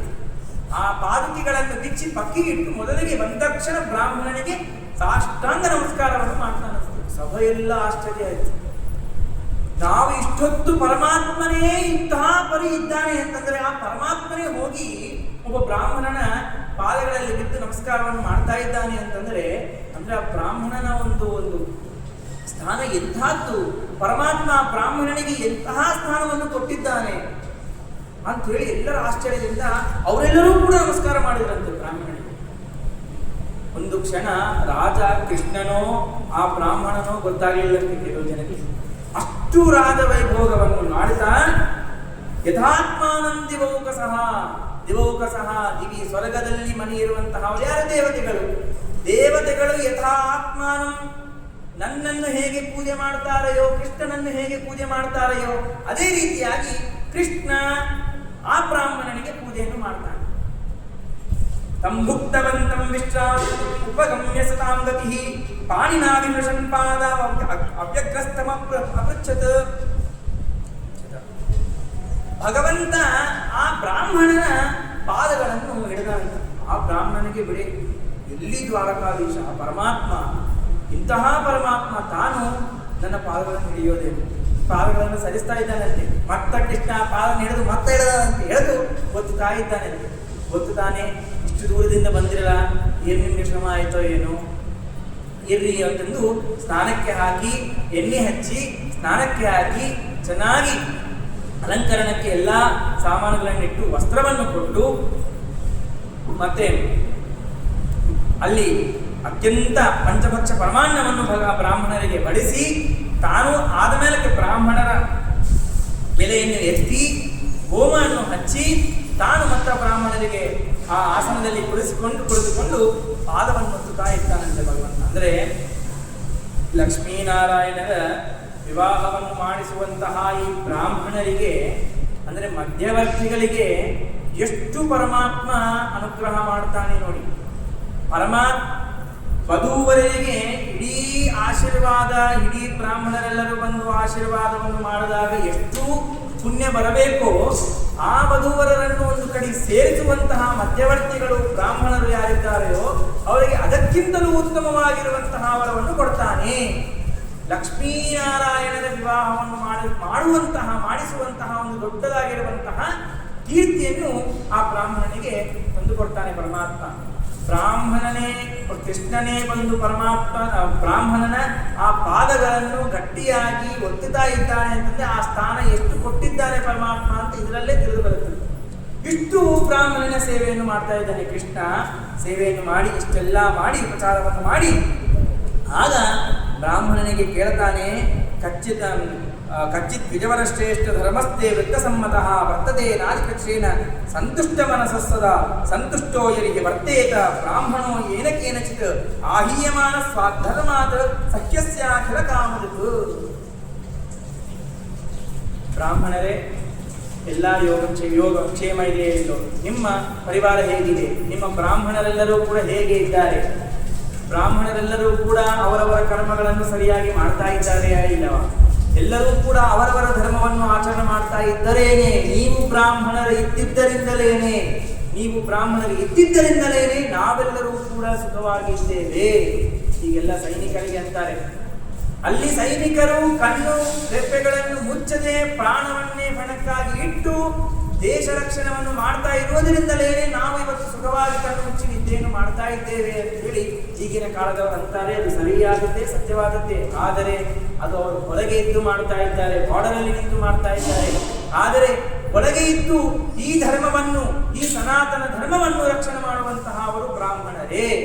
ಅವರು ಇದ್ದಿದ್ದಕ್ಕಾಗಿಯೇ ಎಷ್ಟೋ ನೆಗೆಟಿವಿಟಿ ಅಂತ ಅನ್ನೋದು ಹೋಗಿ ಪಾಸಿಟಿವಿಟಿ ಇರೋದ್ರಿಂದ ಮನೆಗಳಲ್ಲಿ ಸುಖವಾಗಿ ನಿದ್ದೆ ಆಗ್ತಾ ಇದೆ. ಇಲ್ಲ ಅಂತಂದ್ರೆ, ಧರ್ಮವೇ ಇರಲಿಲ್ಲ ಅಂತಂದ್ರೆ, ಬ್ರಾಹ್ಮಣರು ಉಪದೇಶ ಮಾಡವರೇ ಇರಲಿಲ್ಲ ಅಂತಂದ್ರೆ ಆಗ ಏನಾಗ್ತಿತ್ತು? ಭಗವಂತನ ಮಹಿಮೆಗಳನ್ನು ತಿಳಿದುಕೊಳ್ಳದೆ ಎಲ್ಲರೂ ಕೂಡ ಅಧರ್ಮಕ್ಕೆ ಪಾಲಾಗಿ ಯಾವ ಕ್ಷಣದಲ್ಲಿ ಮನೆಯಲ್ಲಿ ಪಕ್ಕದಲ್ಲಿ ಮಾಡ್ಕೊಂಡಿರುವಂತಹ ಗಂಡನೇ ಎಲ್ಲಿ ಸಾಯಿಸ್ತಾನೆ ಹೆಂಡತಿಗೆ, ಎಲ್ಲಿ ನನ್ನ ಮಗನೇ ನನ್ನ ಮೇಲೆ ಬಂದು ಇದು ಮಾಡ್ತಾನೆ, ಸಂಘವನ್ನು ಮಾಡ್ತಾನೇನೋ ಅಂತೇಳಿ ಭಯ. ಇಂತಹ ದುರಾಲೋಚನೆಗಳು ಎಲ್ಲ ಕಡೆ ಹರಡಿಬಿಡುತ್ತವೆ. ಆದರೆ ಬ್ರಾಹ್ಮಣ ಭಗವಂತನ ಮಹಿಮೆಯನ್ನು ಕ್ಷಣದಲ್ಲಿ ಹೇಳುತ್ತಾ ಎಚ್ಚರಿಕೆಯನ್ನು ಕೊಡ್ತಾ ಇದ್ದಾನೆ. ಇದು ತಪ್ಪು ಅಂತ ಹೇಳಿ ಅದಕ್ಕಾಗಿ ನಾವು ಇವತ್ತು ಕಣ್ಮುಚ್ಚಿಕೊಂಡು ನಮ್ಮ ಪರಿವಾರದ ಜೊತೆ ನಾವು ಸುಖವಾಗಿ ನಿದ್ದೆಯನ್ನು ಮಾಡ್ತಾ ಇದ್ದೇವೆ ಅಂತ ಹೇಳಿ ಹಿಂಗ ದೇಶ ರಕ್ಷಣೆ ಮಾಡ್ತಾ ಇರುವಂತಹ ಬ್ರಾಹ್ಮಣರು ಹೇಳಿದೆ. ಇಂತಹ ಬ್ರಾಹ್ಮಣರಿಗೆ ಈಗ ಲೌಕಿಕನೋ ವೈದಿಕನೋ ಯಾವ ಸ್ಥಳದಲ್ಲಿ ಇರಬೇಕು ಅಂತ ಹೇಳಿ ದೇವತೆಗಳು ಮತ್ತು ದೈತ್ಯರು ಎಲ್ಲರೂ ಸೇರಿ ಮಥನವನ್ನು ಮಾಡಿದರು. ಕ್ಷೀರಸಾಗರ ಮಥನವನ್ನು ಮಾಡ್ತಾ ಇರೋ ಕಾಲಕ್ಕೆ ಆ ಮಂದರ ಪರ್ವತ ಅದಕ್ಕೆ ವಾಸುಕಿಯನ್ನು ಕಟ್ಟಿದರು. ಅಲ್ಲಿ ಇಬ್ಬರಿಗೂ, ಇಲ್ಲಿ ನಾವು ಪರ್ವತ ಇದ್ದಂತೆ, ಮಂದರ ಪರ್ವತ ಇದ್ದಂತೆ, ನಮಗೆ ಅವ್ರ ಕಡೆ ಹೋಗಬೇಕು, ಇವ್ರ ಕಡೆ ಹೋಗಬೇಕು. ಮಥನವನ್ನು ಮಾಡ್ತಾ ಇದ್ದಂತೆ ಲೌಕಿಕ ವೈದಿಕರೆಲ್ಲರೂ ಕೂಡ ದೇವರ ಕಡೆ ಹೋಗ್ಬೇಕಾ, ದೇವರ ಕಡೆ ಕೂತ್ಬಿಡ, ಹಣ ಎಲ್ಲಿಂದ ಬರಬೇಕು, ಲೌಕಿಕಕ್ಕೆ ಹೋಗೇಬೇಕು, ಒಂದು ಸ್ವಲ್ಪ ಲೌಕಿಕಕ್ಕೆ ಹೋಗೋಣ. ಲೌಕಿಕಕ್ಕೆ ಹೋಗ್ಬಿಟ್ರೆ ಇಷ್ಟು ದಿವಸ ಅಧ್ಯಯನ ಮಾಡಿದ್ದೆ ಏನಾಗ್ಬಿಡ್ತದೆ ಅಂತೇಳಿ ವಿಚಾರ ಇಲ್ಲ, ಮತ್ತೆ ದೇವರ ಹತ್ರ ಬರಬೇಕು. ಹಿಂಗ ಒಂದು ಕನ್ಫ್ಯೂಷನ್ ಸ್ಟೇಟ್ ಅಲ್ಲಿ ಇದ್ದಾಗ ಮರ್ಯಾದೆ ಹೋಗ್ತಾ ಇದೆ ಬ್ರಾಹ್ಮಣರಿಗೆ. ಈ ಕಾಲದಲ್ಲಿ ಮತ್ತೆ ಮರ್ಯಾದೆಯನ್ನು ಹುಟ್ಟಿಸಿ ಆ ಮಂದರ ಪರ್ವತ ಚೂರ್ಣ ಆಗ್ತಾ ಇರುವಂತಹ ಸಂದರ್ಭದಲ್ಲಿ ಪರಮಾತ್ಮ ಮಂದರ ಪರ್ವತದಲ್ಲಿ ಇದ್ದು ಮತ್ತೆ ಮುಳುಗುತ್ತಾ ಇರುವಂತಹ ಸಂದರ್ಭದಲ್ಲಿ ಕೆಳಗಿನ ಪೂರ್ವರೂಪಿಯಾಗಿ ಎತ್ತಿದ ಹೆಂಗನೋ ಹಂಗ ಈಗ ಶ್ರೀಗಳು ಸತ್ಯಾತ್ಮ ತೀರ್ಥರು ಈ ಬ್ರಾಹ್ಮಣರನ್ನು ಎತ್ತಿ ಹಿಡಿಯುವುದರಿಂದಾಗಿ ನಾವು ಈಗೆಲ್ಲರೂ ಕೂಡ ಸುರಕ್ಷಿತರಾಗಿ ಎರಡನ್ನೂ ಸಂಭಾಳಿಸಿಕೊಂಡು ಭಗವಂತನಲ್ಲಿ ಭಕ್ತಿಯನ್ನು ಹೇಗೆ ಮಾಡಬೇಕು ಅಂತ ಅನ್ನೋ ವಿಚಾರವನ್ನು ಮಾಡಲಿಕ್ಕೆ ಅವಕಾಶ ಅಂತ ಅನ್ನೋದು ಕಲ್ಪಿಸಿಕೊಡ್ತಾ ಇದ್ದಾರೆ. ಇಂತಹ ಒಂದು ಅವಸ್ಥೆಯಲ್ಲಿ ಬ್ರಾಹ್ಮಣರಿಗೆ ಎಷ್ಟು ಪರಮಾತ್ಮ ಹೇಳ್ತಾನೆ ಅಂತಂದ್ರೆ, ನೀವು ಈ ಎಲ್ಲ ಧರ್ಮಗಳನ್ನು ಪರಿಪಾಲನೆ ಮಾಡ್ತಾ ಇದ್ದರೆ ಆಗ ನಾವು ಸುಖವಾಗಿ ಇರ್ತೀವಿ. ಅಸಂತುಷ್ಟ ಸುಖಂ ವಿಪ್ರಣಾಪ್ನೋತಿ ಸುರೇಶ್ವರ ಅಕಿಂಚನೋಪಿ ಸಂತುಷ್ಟ ಶೇತೆ ಸರ್ವಾಂಗ ವಿಚ್ಛುರ. ಮತ್ತು ನೀವು ಇನ್ನೇ ಹೇಳ್ತಾರೆ, ವಿಪ್ರಾನ್ ಸ್ವಲಾಭ ಸಂತುಷ್ಟಾನ್ ಸಾಧೂನ್ ಭೂತ ಸುಹೃತ್ತಮಾನ್ ನಿರಹಂಕಾರಿಣ ಶಾಂತಾನ್ ನಮಸ್ಯೆ ಶಿರಸಾ ಸಕೃತ. ನೀವು ಏನಿದ್ರೂ ಕೂಡ ಅಲ್ಪ ಸಂತುಷ್ಟರು, ನೀವು ಇಷ್ಟು ಕೊಟ್ಟರೆ ಸಾಕು, ಅದರಲ್ಲೇ ತೃಪ್ತರಾಗ್ಬಿಡ್ತೀರಿ. ಇಷ್ಟುವನ್ನು ಆಶೆ ಪಡೆಯಂಗೇ ಇಲ್ಲ ಯಾರು ಬ್ರಾಹ್ಮಣರು, ಮತ್ತು ಅಹಂಕಾರ ಇಲ್ಲ ನಿಮಗೆ. ಇಂತಹ ಬ್ರಾಹ್ಮಣರು ಭಗವಂತನ ಸದಾ ಧ್ಯಾನದಲ್ಲಿ ಇರ್ತೀರಿ ಮತ್ತು ವ್ರತವನ್ನು ಮಾಡ್ತೀರಿ, ನಿಯಮ ತಪಸ್ ಸ್ವಾಧ್ಯಾಯ ಕ್ರತು ದಮ ದಾನ ಇವೆಲ್ಲವನ್ನೂ ಕೂಡ ಮಾಡ್ತಾ ಇರ್ತೀರಿ. ಇಂತಹ ಬ್ರಾಹ್ಮಣರು ನೀವು ಅಂತ ಹೇಳಿ ಸ್ತೋತ್ರ ಮಾಡೋದ್ರಿಂದ ನಾವೆಲ್ಲರೂ ಕೂಡ ಮಾಡಬೇಕು ಅಂತ ಭಗವಂತ ಉಪದೇಶವೂ ಕೂಡ ಮಾಡ್ತಾ ಇದ್ದಾರೆ ಅಂತ ತಿಳ್ಕೊಳ್ಬೇಕು. ಇಂತಹ ಬ್ರಾಹ್ಮಣರಿಗೆ ವಿಶೇಷವಾಗಿ ಆರಾಧನೆಯನ್ನು ಮಾಡ್ತಾ ಇಷ್ಟೆಲ್ಲ ಹೇಳಿದ ಮೇಲಕ್ಕೆ ಯಾಕೆ ಬಂದಿದ್ದಾನೆ ಬ್ರಾಹ್ಮಣ ಮರ್ತೆ ಹೋಗ್ಬಿಟ್ಟಾನೆ. ರುಕ್ಮಿಣಿ ಏನು ಅಷ್ಟು ದೊಡ್ಡದಾಗಿರುವಂತಹ ಅವಸರಗತಿ, ಎಲ್ಲಿ ವಿವಾಹ ಮಾಡಿಬಿಡ್ತಾರೋ ಅಂತ ಟೆನ್ಷನು, ಕೃಷ್ಣ ಸಮಯಕ್ಕೆ ಬರ್ತಾನೋ ಇಲ್ಲೋ ಅಂತ ಟೆನ್ಷನು. ಅದು ಆ ಟೆನ್ಷನ್ ಎಲ್ಲವನ್ನು ಕೂಡ ಬ್ರಾಹ್ಮಣನ ತಲೆಯ ಮೇಲೆ ಇಟ್ಟು ಆ ಪತ್ರರೂಪವನ್ನು ಬಳಸಿ ಕೃಷ್ಣನಿಗೆ ತಿಳಿಸು ಅಂತ ಹೇಳಿದ್ರೆ, ಆ ಒಂದು ಚಿಕ್ಕ ಕೆಲಸವೂ ಕೂಡ ನನ್ನ ಕಡೆಯಿಂದ ಆಗ್ತಾ ಇಲ್ಲ ಅಂತೇಳಿ ಬ್ರಾಹ್ಮಣನಿಗೆ ಚಿಂತೆ. ಕೃಷ್ಣ ಹಂಗಲ್ಲ, ಕೃಷ್ಣನ ಯಾವ ವಿಷಯಕ್ಕೆ ಬಂದಿನಿ ನಾನು ಹೇಳ್ತೀನಿ, ಯಾವುದಕ್ಕಾಗಿ ಬಂದಿನಿ ಹೇಳ್ತೀನಿ ಅಂತಂದ್ರೆ, ಇರ್ರಿ ಸ್ವಾಮಿ ಇರ್ರಿ ಅಂತೇಳಿ ಮತ್ತೆ ಭಗವಂತ ಉಪಚಾರ ಮಾಡೋದು ಶುರು ಮಾಡಿದ. ಮತ್ತೆ ಮಾತಾಡಿಸ್ಲಿಕ್ಕೆ ಶುರು ಮಾಡ್ತಾನ. ಯತಸ್ತವಾಗತೋ ಕಚ್ಚಿತ್ವ ಕುಶಲಂ ಬ್ರಹ್ಮನ್ ರಾಜಕೋ ಎಸ್ಸೈ ಪ್ರದಾಹ ಸುಖಂ ವದಂತಿ ವಿಷಯ ಬಾಲ್ಯಮಾನ ಸಮಯಪ್ರಿಯ. ಇಲ್ಲಿ ಇಷ್ಟುವರೆಗೆ ಬ್ರಾಹ್ಮಣರನ್ನು ಸ್ತೋತ್ರ ಮಾಡಿದರು, ಮತ್ತು ಬ್ರಾಹ್ಮಣರೇ ಎಲ್ಲ ಹೇಳಬೇಕಾಗಿದ್ದವರು ಆ ರಾಜ್ಯದಲ್ಲಿ ಏನು ನಡೀತಾ ಇದೆ, ಈ ರಾಜ್ಯದಲ್ಲಿ ಏನು ನಡೀತಾ ಇದೆ, ಎಲ್ಲ ರಾಜರು ಸುಭಿಕ್ಷರಾಗಿದ್ದಾರೋ ಇಲ್ಲೋ, ಎಲ್ಲ ರಾಜ್ಯದಲ್ಲಿರುವಂತಹ ಎಲ್ಲ ಜನರನ್ನು ಸುಖವಾಗಿ ನೋಡ್ಕೊಳ್ತಾರೋ ಇಲ್ಲವೋ ಅಂತ ಹಿಂಗೆಲ್ಲ ಪ್ರಶ್ನೆಯನ್ನು ಮಾಡಿ ಅವರ ಕುಶಲವನ್ನು ಕೂಡ ಎಲ್ಲ ಕೇಳಿ ಆಗ ಪರಮಾತ್ಮ ಕೇಳ್ತಾನೆ, ಯತಸ್ತಮಾಗತೋ ದುರ್ಗಂ ನಿಸ್ತೀರ್ಯೇಹ ಯದೃಚ್ಛಯ ಸರ್ವಮ್ಮೆ ಪುಷ್ಯ ಪುಷ್ಯಂಚೇತಿ ಕಿಂ ಕಾರ್ಯಂ ಕರವಾಮತೆ. ಇಷ್ಟು ದುರ್ಗಮವಾಗಿರುವಂತಹ ಒಂದು ಮಾರ್ಗದಲ್ಲಿ ನೀವು ಬಂದಿದ್ದೀರಿ, ಕಠಿಣವಾದ ಆ ಪಾದಗಳು ಎಷ್ಟು ಇದಾಗಿರುತ್ತೆ, ಸುಳಿಯಾಗಿರುತ್ತವೆ ಏನೋ, ಯಾಕೆ ಇಷ್ಟು ದೂರ ಬರಬೇಕಾಗಿ ಬಂತು, ನೀವು ಬಂದಿರಂದ್ರೆ ಏನೋ ವಿಶೇಷ ಇದ್ದೇ ಇರುತ್ತೆ. ಯಾರನ್ನು ಉದ್ಧಾರ ಮಾಡಬೇಕು, ಯಾರನ್ನು ಶಿಕ್ಷಣೆಯನ್ನು ಮಾಡಬೇಕು, ಏನಾದರೂ ಕೆಲಸ ಇತ್ತ, ಯಾವುದಕ್ಕಾಗಿ ಬಂದಿರಿ ಅಂತ ಹೇಳಿ ಭಗವಂತ ಬ್ರಾಹ್ಮಣರಿಗೆ ಕೇಳ್ತಾನೆ. ಮತ್ತು ಏವಂ ಸಂಪೃಷ್ಟೋ ಬ್ರಾಹ್ಮಣ ಪರಮೇಶ್ವರ ವಿಧಾಯ ಲಿಖಿತಂ ಪತ್ರಂ ಪಾದಯೋ ಪ್ರಣನಾಮಕಂ. ಆಗ ಭಗವಂತ ಕೇಳಿದಾಗ ಆ ಬ್ರಾಹ್ಮಣ ಆಗ ಎಚ್ಚರ ಆಯಿತು, ಓ ನೀನು ಇಷ್ಟು ಸೇವಾ ಮಾಡಿಬಿಟ್ಟು ಕೃಷ್ಣ, ಇದರಲ್ಲಿ ನಾನು ಮತ್ತೆ ಹೋಗ್ಬಿಟ್ಟಿದ್ದೇನೆ, ಯಾವ ಕೆಲಸಕ್ಕಾಗಿ ಬಂದಿದ್ದೇನೋ ಅಂತ ಹೇಳಿ ಆ ಪತ್ರವನ್ನು ಸೀದಾ ತಗೊಂಡು ಪರಮಾತ್ಮ ರುಕ್ಮಿಣೀ ದೇವಿಯು ನಿನಗೆ ಮುಟ್ಟಿಸಬೇಕು ಅಂತ ಹೇಳಿ ನನ್ನ ಕೈಯಲ್ಲಿ ಕೊಟ್ಟು ಕಳಿಸಿದ್ದಾನೆ, ನೀನು ಇದನ್ನು ಓದಬೇಕು ಅಂತ ಹೇಳಿ ಆ ಪತ್ರವನ್ನು ಪರಮಾತ್ಮನ ಪಾದಗಳಲ್ಲಿ ಇಟ್ಟು ನಮಸ್ಕಾರ ಮಾಡ್ತಾನೆ. ಆದರೆ ಮತ್ತೆ ನಮಸ್ಕಾರ ಮಾಡ್ತಾನೆ. ಯಾಕೆ? ರುಕ್ಮಿಣಿಯ ಪರವಾಗಿಲ್ಲ ನಮಸ್ಕಾರವನ್ನು ಮಾಡ್ತಾನೆ. ಭಗವಂತನು ಕಡಿದ್ದಾಗಿ ಮತ್ತೆ ನಮಸ್ಕಾರವನ್ನು ಮಾಡ್ತಾನೆ. ಇನ್ನು 2 ಸತಿ ನಮಸ್ಕಾರ ಮಾಡ್ತಾನೆ ಬ್ರಾಹ್ಮಣ. ಇಷ್ಟುವರೆಗೆ ಪರಮಾತ್ಮ ಬ್ರಾಹ್ಮಣನಿಗೆ ಒಂದು ಸ್ಥಾನವನ್ನು ಕೊಟ್ಟು ಅವನಿಗೆ ನಮಸ್ಕಾರ ಎಲ್ಲ ಪೂಜೆಗಳನ್ನು ಮಾಡಿದ್ದಾನೆ. ಈಗ ತಾನು ಮಾಡಿಸ್ಕೊಳ್ತಾ ಇದ್ದಾನೆ ಬ್ರಾಹ್ಮಣನಿಂದ. ಯಾಕೆ ಅಂತಂದ್ರೆ, ಬ್ರಾಹ್ಮಣ ಅವನಿಗೆ ಇಷ್ಟು ಮರ್ಯಾದೆ ಯಾಕೆ ಕೊಡಬೇಕು ಅಂತಂದ್ರೆ, ಅವನು ನನ್ನ ಪೂಜೆ ಮಾಡ್ತಾ ಇದ್ದಾನೆ, ಅದರಿಂದಾಗಿ ಅವನಿಗೆ ಅಷ್ಟು ಕೊಡಬೇಕು. ಆದ್ದರಿಂದಾಗಿ ನನ್ನ ಪೂಜೆಯನ್ನು ಮಾಡಬೇಕು, ಅದರಿಂದಾಗಿ ತಾನೇ ನಮಸ್ಕಾರ ಮಾಡ್ರಿ ಅಂತಂದು ಪತ್ರವನ್ನು ತಗೊಂಡು ನಮಸ್ಕಾರ ಮಾಡಿಸ್ಕೊಳ್ತಾನೆ ಪರಮಾತ್ಮ ಆ ಬ್ರಾಹ್ಮಣನಿಂದ. ಅವನೇ ಮಾಡಿಸ್ಕೊಳ್ತಾನೆ, ಅವನೇ ಮಾಡ್ತಾನೆ. ಕೊನೆಗೆ ಕೀರ್ತಿ ಮಾತ್ರ ಬ್ರಾಹ್ಮಣನಿಗೆ ಬರುತ್ತೆ. ಅವರವರ ಯೋಗ್ಯತೆ ಅರಿತು ಪ್ರೇರಕನಾಗಿ ಅವರಿಂದ ನುಡಿಸಿ ಅವರ ನುಡಿಗಳಿಗೆ ತಿದ್ದಿ ಅವರಿಗೋಳಿದ ನಮ್ಮ ಪುರಂದರ ವಿಠಲ. ಅವನೀಶನೇ ನಿನ್ನ ದಯವೋ ಸಾಧನವೋ, ನಿದಯ ಪರನು ನಿನ್ನವರ ಸಾಧನವೋ. ಪರಮಾತ್ಮ ಯಾರ ಯೋಗ್ಯತೆ ಏನು ಅಂತ ತಿಳಿದು ಅವರಿಂದ ಕರ್ಮವನ್ನು ಮಾಡಿಸ್ತಾನೆ, ಅವರಿಂದ ಸ್ತೋತ್ರವನ್ನು ಮಾಡಿಸ್ಕೊಳ್ತಾನೆ. ಅದರಲ್ಲಿ ಮತ್ತೆ ಆ ಸ್ತೋತ್ರ ಯಾರ್ಯಾರೋ ಮಾಡಿಸಂಗಿಲ್ಲ, ತನ್ನದೇ ಸ್ತೋತ್ರವನ್ನು ಮಾಡಿಸ್ಕೊಳ್ತಾನೆ. ಆ ಸ್ತೋತ್ರದಲ್ಲಿ ತಾನೇ ವಿಜಯನಾಗ್ತಾನೆ. ಅದರಿಂದಾಗಿ ಫಲವನ್ನು ತಾನೇ ಕೊಡ್ತಾನೆ. ಕೊಟ್ಟು ತಾನೇ ಮತ್ತೆ ಅನುಗ್ರಹವನ್ನು ಮಾಡಿ ತನ್ನ ದರ್ಶನವನ್ನು ತಾನೇ ಮಾಡಿಸಿಕೊಡ್ತಾನೆ. ಮಧ್ಯದಲ್ಲಿ ನಂದೇನೂ ಇಲ್ಲೇ ಇಲ್ಲ, ಏನೂ ಇಲ್ಲ. ಪರಮಾತ್ಮನೇ ಎಲ್ಲವನ್ನು ಮಾಡಿಸಿ ಮತ್ತೆ ನಮಗೆ ಮಾತ್ರ ಕೀರ್ತಿಯನ್ನು ಕೊಡ್ತಾನೆ, ಸುಖವನ್ನು ಮಾತ್ರ ನಮಗೆ ಕೊಡ್ತಾನೆ. ಇಂತಹದ್ದು ಪರಮಾತ್ಮ ತಾನೇ ಆ ಬ್ರಾಹ್ಮಣ ಕಲಿ ನಮಸ್ಕಾರವನ್ನು ಮಾಡಿಸಿಕೊಂಡು ಅನುಗ್ರಹ ಮಾಡ್ತಾನೆ. ಆಯ ತದಾದಾಯ ಜಗನ್ನಾಥ ಹಸ್ತ ಸುಂದರ ಲೋಚನ ವಾಚಯಾಮಾಚ ಧರ್ಮಾತ್ಮ ಸಾಧಯನ್ ಸ್ಪ್ರಹೇಣ್ಯವ. ಈಗ ಪರಮಾತ್ಮ ರಾಜರ ಧರ್ಮ, ಅವರೇ ಅಧ್ಯಯನವನ್ನು ಮಾಡಬಾರದು, ಪಕ್ಕದಲ್ಲಿ ಇರ್ತಾರೆ ಓದುವಂತಹ ಅವರಿಗೆ ಪತ್ರವನ್ನು ಕೊಟ್ಟು ನೀವು ಓದ್ರಿ ಅಂತ ಹೇಳಿಕೊಡ್ತಾರೆ. ವಾಚಯಾಮಾಸ ಧರ್ಮಾತ್ಮ ರಾಜಧರ್ಮವನ್ನು ತಿಳ್ಕೊಂಡಿರುವಂತಹ ಪರಮಾತ್ಮನು ಪಕ್ಕದಲ್ಲಿರುವಂತಹ ಅವರಿಗೆ ಆ ಪತ್ರವನ್ನು ಕೊಟ್ಟು ಜೋರಾಗಿ ಓದ್ರಿ ಅಂತ ಹೇಳಿದಾಗ ಆಗ ರುಕ್ಮಿಣಿ ಹೇಳುವಂತಹ ಮಾತುಗಳೆಲ್ಲ ಪರಮಾತ್ಮ ಕೇಳ್ತಾನೆ. ರುಕ್ಮಿಣ್ಯುವಾಚ ಶ್ರುತ್ವಾ ಗುಣಾನ್ ಭುವನ ಸುಂದರ ಸಂಗಮಾಸ್ತೆ ನಿರ್ವಿಶ್ಯ ಕರ್ಣ ವಿವರಂ ಹರತೋಂಗತಾಪಂ ರೂಪಂ ಪರಂ ಭುವನ ಮಂಗಲ ಮಂಗಲಂತೆ ತ್ವಯ್ಯಚ್ಯುತಾ ವಿಶತಿ ಚಿತ್ತಮಪತ್ರಪಂ ಮೇ. ರುಕ್ಮಿಣಿ ಹೇಳ್ತಾರೆ, ಶ್ರುತ್ವಾ ಗುಣಾನ್ ಭುವನ ಸುಂದರ ಸಂಗಮಾವಸ್ಥೆ, ನಿನ್ನ ಅನಂತ ಗುಣಗಳನ್ನು ನಾರದಾದಿಗಳಿಂದಾಗಿ ಪ್ರತಿ ದಿವಸ ಕೇಳ್ತಾನೇ ಇದ್ದೇನೆ. ಶ್ರುತ್ವಾ ಕೇಳಿದ್ದೇನೆ. ಎಂತಹ ಗುಣಗಳು?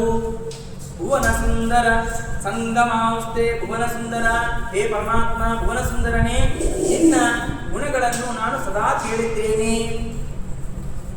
ಸಂಗಮಾವಸ್ಥೆ ಅಂತ ಹೇಳಿ ಪಾಠ ಹೆಂಗಿದೆಯೋ ಸಂಗತಾವಸ್ಥೆ ಅಂತಲೂ ಪಾಠ ಇದೆ. ಪರಮಾತ್ಮನಲ್ಲಿ ಈ ಗುಣಗಳೆಲ್ಲವೂ ಕೂಡ ಇದೆ ಗತ, ಆದರೆ ಎಲ್ಲಿ ಇವತ್ತು ಮಾತ್ರ ಇದೆ. ಇಷ್ಟು ದಿವಸ ಏನೋ ಕೆಲಸ ಮಾಡ್ತಿದ್ದಾರೆ, ಈಗ ಉದ್ಧಾರ ಆಗ್ಯಾನವ ಸುಧಾರಿಸನವ ಅಂತ ಹೇಳ್ತಾರೆ, ಈ ಗುಣವಂತನಾಗ್ಯಾನ ಅಂತ ಹೇಳ್ತಾರೆ. ಹಂಗಲ್ಲ, ಪರಮಾತ್ಮನಲ್ಲಿ ಅನಾದಿ ಕಾಲದಿಂದಾಗಿ ಈ ಗುಣಗಳು ಇದ್ದೇ ಇದ್ದವ. ಆದ್ದರಿಂದಾಗಿ ಸಂಗತ ಆಗ್ಯದ ಅಂತ ಹೇಳ್ತಾ ಇದ್ದಾರೆ. ಭುವನ ಸುಂದರ ಸಂಗತಾವಸ್ಥೆ ಗುಣ ಘಟಸ್ಯ ಸಮ್ಯಕ್ತ್ವಂ ನಾಮ ಅನಾದಿಕಾಲೀನತ್ವ. ಅನಾದಿ ಕಾಲದಿಂದಾಗಿಯೂ ಕೂಡ ಈ ಒಂದು ಗುಣಗಳು ಪರಮಾತ್ಮನಲ್ಲಿ ಇದ್ದೇ ಇವೆ. ಅದರಿಂದಾಗಿ ಭುವನ ಸುಂದರ ಗುಣಾನ್ ಸಂಗತಾವಸ್ಥೆ ಮತ್ತು ಸಂಗಮಾವಸ್ಥೆ ಅಂತ ಇಟ್ಕೊಂಡ್ರು ಕೂಡ ಗಮನಗತೌ ಜ್ಞಾನ ಅಂತ ಅರ್ಥ. ಹೇಗತ್ಯರ್ಥ ತೇಜೆ ಜ್ಞಾನ ಅರ್ಥ, ಗತ ಜ್ಞಾನ ಅಂತ ಅರ್ಥ. ಚೆನ್ನಾಗಿ ಜ್ಞಾತವಾಗಿದೆ. ಯಾರಿಗೆ ಜ್ಞಾತವಾಗಿದೆ? ಅನಾದಿ ಕಾಲದಿಂದಾಗಿ ಪರಮಾತ್ಮನಲ್ಲಿ ಎಷ್ಟು ಗುಣಗಳಿವೆಯೋ ಪರಮಾತ್ಮನಿಗೆ ಚೆನ್ನಾಗಿ ತಿಳಿದಿದೆ. ಆದರೆ ನನಗೂ ಏನು ಕಡಿಮೆ ತಿಳಿದಿಲ್ಲ. ಬ್ರಹ್ಮಾದಿ ದೇವತೆಗಳಕ್ಕಿಂತಲೂ ನನಗೂ ಕೂಡ ಚೆನ್ನಾಗಿ ತಿಳಿದಿದೆ ನಿನ್ನ ಗುಣಗಳು. ಆದ್ದರಿಂದಾಗಿ ಸಂಗಮಾವಸ್ಥೆ ಅಂಗ ಕೇಳಿ ನಿರ್ವಿಶ್ಯ ಕರ್ಣ ವಿವರಂ ಹರತೋಂಗತಾಪಂ. ಅಂಗತಾಪ ಅವೆಲ್ಲ ನಿನ್ನ ಗುಣಗಳನ್ನು ಕೇಳಿ ನನ್ನ ಒಳಗಿರುವಂತಹ ನನ್ನ ತಾಪವೆಲ್ಲವೂ ಕೂಡ ಹರಿದು ಹೊರಗೆ ಬರ್ತಾ ಇದೆ. ಹರತೋಂಗತಾಪಂ ರೂಪಂ ಪರಂ ಭವ. ಮತ್ತೆ ಹೆಂಗಿದ್ದಿ ಪರಮಾತ್ಮ ನೀನು ಅಂತಂದ್ರೆ, ರೂಪಂ ಪರಂ ಭುವನ ಮಂಗಲ ಮಂಗಲಂತೆ ತ್ವಯ್ಯಚ್ಯುತಾ ವಿಶತಿ ಚಿತ್ತಮಪತ್ರಪಮ್ಯೆ. ಶ್ರೇಷ್ಠವಾಗಿರುವಂತಹದ್ದು ನಿನ್ನ ರೂಪ ಮತ್ತು ಭುವನ ಮಂಗಳ ಮಂಗಲಂತೆ. ಭುವನಕ್ಕೆ ಮಂಗಳಕರವಾಗಿರುವಂತಹದ್ದೇನಿವೆಯೋ ಅದಕ್ಕೆ ಮಂಗಳವನ್ನು ಉಂಟು ಮಾಡುವಂತಹ ಅವನು ನೀನು. ಮಂಗಲಂತೆ. ಮತ್ತ ಇನ್ನೊಂದು ಅರ್ಥವನ್ನು ಹೇಳ್ತಾರೆ, ಭುವನ ಮಂಗಲಂತೆ. ಭುವನದಲ್ಲಿ ಪವಿತ್ರಾಣಾಂ ಪವಿತ್ರಯ್ಯೋ ಮಂಗಲಾನಾಂ ಚ ಮಂಗಲಂ ಅಂತ ಹೇಳಿದಾಗ ಭುವನ ಮಂಗಳನಾದವನು ನೀನು, ಅಥವಾ ಭುವನ ಮಂಗಳವಾಗಿರುವಂತಹ ಯಾವ, ಈಗ ಮಂಗಲಕರವಾಗಿರುವಂತಹ ಯಾವುದು ಗೋವುಗಳು, ವೇದಗಳು, ಇನ್ನೇನು ಬ್ರಾಹ್ಮಣರು, ಇವರೆಲ್ಲರೂ ಕೂಡ ಮಂಗಳಕರರಾಗಿರತಕ್ಕಂತಹವರು. ಇವರೆಲ್ಲಕ್ಕಿಂತಲೂ ಕೂಡ ಮಂಗಳವನ್ನು ಕೊಡುವಂತಹ ಅವರಲ್ಲಿ ಮಾಂಗಲ್ಯ ಬರಬೇಕಂದ್ರೆ ನಿನ್ನ ಒಂದು ಸನ್ನಿಧಾನ ಇರೋದ್ರಿಂದ ಬರ್ತದೆ. ಆದ್ದರಿಂದಾಗಿ ಭುವನ ಮಂಗಲಂತೆ ಹಂಗೇನೆ ಹೇಳ್ತಾ ಇದ್ದಾರೆ. ಮತ್ತು ಇಂತಹ ಪರಮಾತ್ಮನೇ ಇಂತಹ ಅದ್ಭುತವಾಗಿರುವಂತಹ ರೂಪನಿಂದು ನಿನ್ನನ್ನು ನೋಡಿ ನಾನು ವಿವಾಹವನ್ನು ಮಾಡಿಕೊಳ್ತೀನಿ, ನಿನ್ನನ್ನೇ ವಿವಾಹ ಮಾಡಿಕೊಳ್ತೀನಿ ಅಂತಂದ್ರೆ ಅಪತ್ರಪಮ್ಮೆ, ನಾನು ನಾಚಿಕೆ ಇಲ್ಲದೆ ನಿನ್ನ ಮುಂದೆ ನಾನು ಮಾತನಾಡ್ತಾ ಇದ್ದೇನೆ. ಏನಂತೆ ಅಂತಂದ್ರೆ, ಕಾತ್ವಾ ಮುಕುಂದ ಮಹತಿ ಗುಣ ರೂಪಶೀಲ ವಿದ್ಯಾವಯೋತ್ರ ವಿನಧಾಮ ವಿರಾತ್ಮತುಲ್ಯಂ ಕ್ರೀಡಾವತಿ ಕುಲವತೀನ ವೃಣೀತ ಕನ್ಯಾ ಕಾಲೇ ನರಸಿಂಹ ನರಲೋಕ ಮನೋಭಿರಾಮಂ. ಹೇ ನರಸಿಂಹ, ನೀನು ಸಿಂಹನಂತೆ. ಸಿಂಹ ನರಸಿಂಹ ಅಂತ ಯಾಕೆ ಇಲ್ಲಿ ರುಕ್ಮಿಣಿ ದೇವಿ ಹೇಳಿದ್ರು ಅಂತಂದ್ರೆ, ಬಿಟ್ರೆ ಈ ಜರಾಸಂಧಾದಿಗಳೆಲ್ಲರೂ ಕೂಡ ನರಿಗಳು, ಇವರೆಲ್ಲರಿಗೂ ಕೂಡ ಸೋಲಿಸುವಂತಹ ಯಾವುದು ಸಿಂಹ. ಆ ಸಿಂಹನಂತೆ ಇವೆಲ್ಲರನ್ನು ಸೋಲಿಸುವಂತಹ ಒಂದು ಸಿಂಹ ನೀನೇ, ಆ ನರಸಿಂಹ. ಆ ನರಸಿಂಹನೇ ನಿನಗೆ ಹೇಳ್ತಾ ಇದ್ದೇನೆ ಏನು ಅಂತಂದ್ರೆ, ಕಾತ್ವಾ ಮುಕುಂದ ಮಹತಿ, ಹೇ ಮುಕುಂದ, ನಿನ್ನನ್ನು ಯಾರು ಬಿಡಲು ಇಷ್ಟಪಡ್ತಾರೆ ಹೇಳು? ಗುಣವತಿಯಾಗಿರುವಂತಹ, ಮಹತಿ ಗುಣವತಿಯಾಗಿರುವಂತಹ, ಯಾರು ರೂಪವತಿಯಾಗಿರುವಂತಹ ಅವರು ನಿನ್ನನ್ನು ಬಿಡಲು ಇಚ್ಛೆ ಮಾಡುತ್ತಾರೆ ಹೇಳು? ನಿನ್ನ ಒಂದು ವಿದ್ಯಾಕ್ಕಾಗಲಿ, ವಯಸ್ಸಿಗಾಗಲಿ, ದ್ರವಿಣ ಆ ಸಂಪತ್ತಿಗಾಗಲಿ, ಕಾಂತಿಗಾಗಲಿ ಸಮಾನರಾಗಿರುವಂತಹ ಅವರು ಯಾರು ಇಲ್ಲೇ ಇಲ್ಲ. ನೆಕ್ಸ್ಟ್ ಅದಕ್ಕೆ ಒಂದೇನೋ ಸ್ವಲ್ಪ ಕೂಡುವಂತಹದ್ದೇನಿದೆಯಲ್ಲ ಅದು ನನಗೇ ಇದೆ. ಆದ್ದರಿಂದಾಗಿ ಅಂತಹ ವಿದ್ಯಾ ವಯ ದ್ರವಿಣ ಆತ್ಮತುಲ್ಯವಾಗಿರುವಂತಹದ್ದೇನಿದೆಯಲ್ಲ ಅವೆಲ್ಲ ನಿನ್ನಲ್ಲಿ ಇದೆ. ಆದ್ದರಿಂದಾಗಿ ನಾನು ಹಿಂದೆ ಬಿಟ್ಕೊಳ್ಳಿಕ್ಕೆ ಸಾಧ್ಯ, ಬೇರೆ ಯಾರಿಗೂ ಇಲ್ಲೇ ಇಲ್ಲ. ನಿನ್ನನ್ನು ಬಿಟ್ಕೊಳ್ಳಿಕ್ಕೆ ನನಗೆ ಮನಸ್ಸಿಲ್ಲ. ಇಲ್ಲಿ ನನ್ನ ಹೇಳ್ತಾರೆ ಏನು ಅಂತ ಸತ್ಯಧರ್ಮ ತೀರ್ಥರು, ಕಾತ್ವಾ ಮುಕುಂದ ಮಹತಿ ಗುಣಶೀಲ ರೂಪ. ಮಹತಿ ಗುಣ ಅಂತಂದ್ರೆ ನಾರದರು, ಮಹತಿ ಗುಣ ಅಂತಂದ್ರೆ ನಾರದರು. ಯಾಕೆ ಅಂತಂದ್ರೆ ಮಹತಿ ಅಂತಂದ್ರೆ ವೀಣ, ಮಹತ್ಯಾಹ ಗುಣ. ಗುಣ ಅಂತಂದ್ರೆ ತಂತಿಗಳು, ಅದರಿಂದ ಬರುವಂತಹ ಧ್ವನಿ. ಅದು ಯಾರಿಂದ ಬರ್ತದ?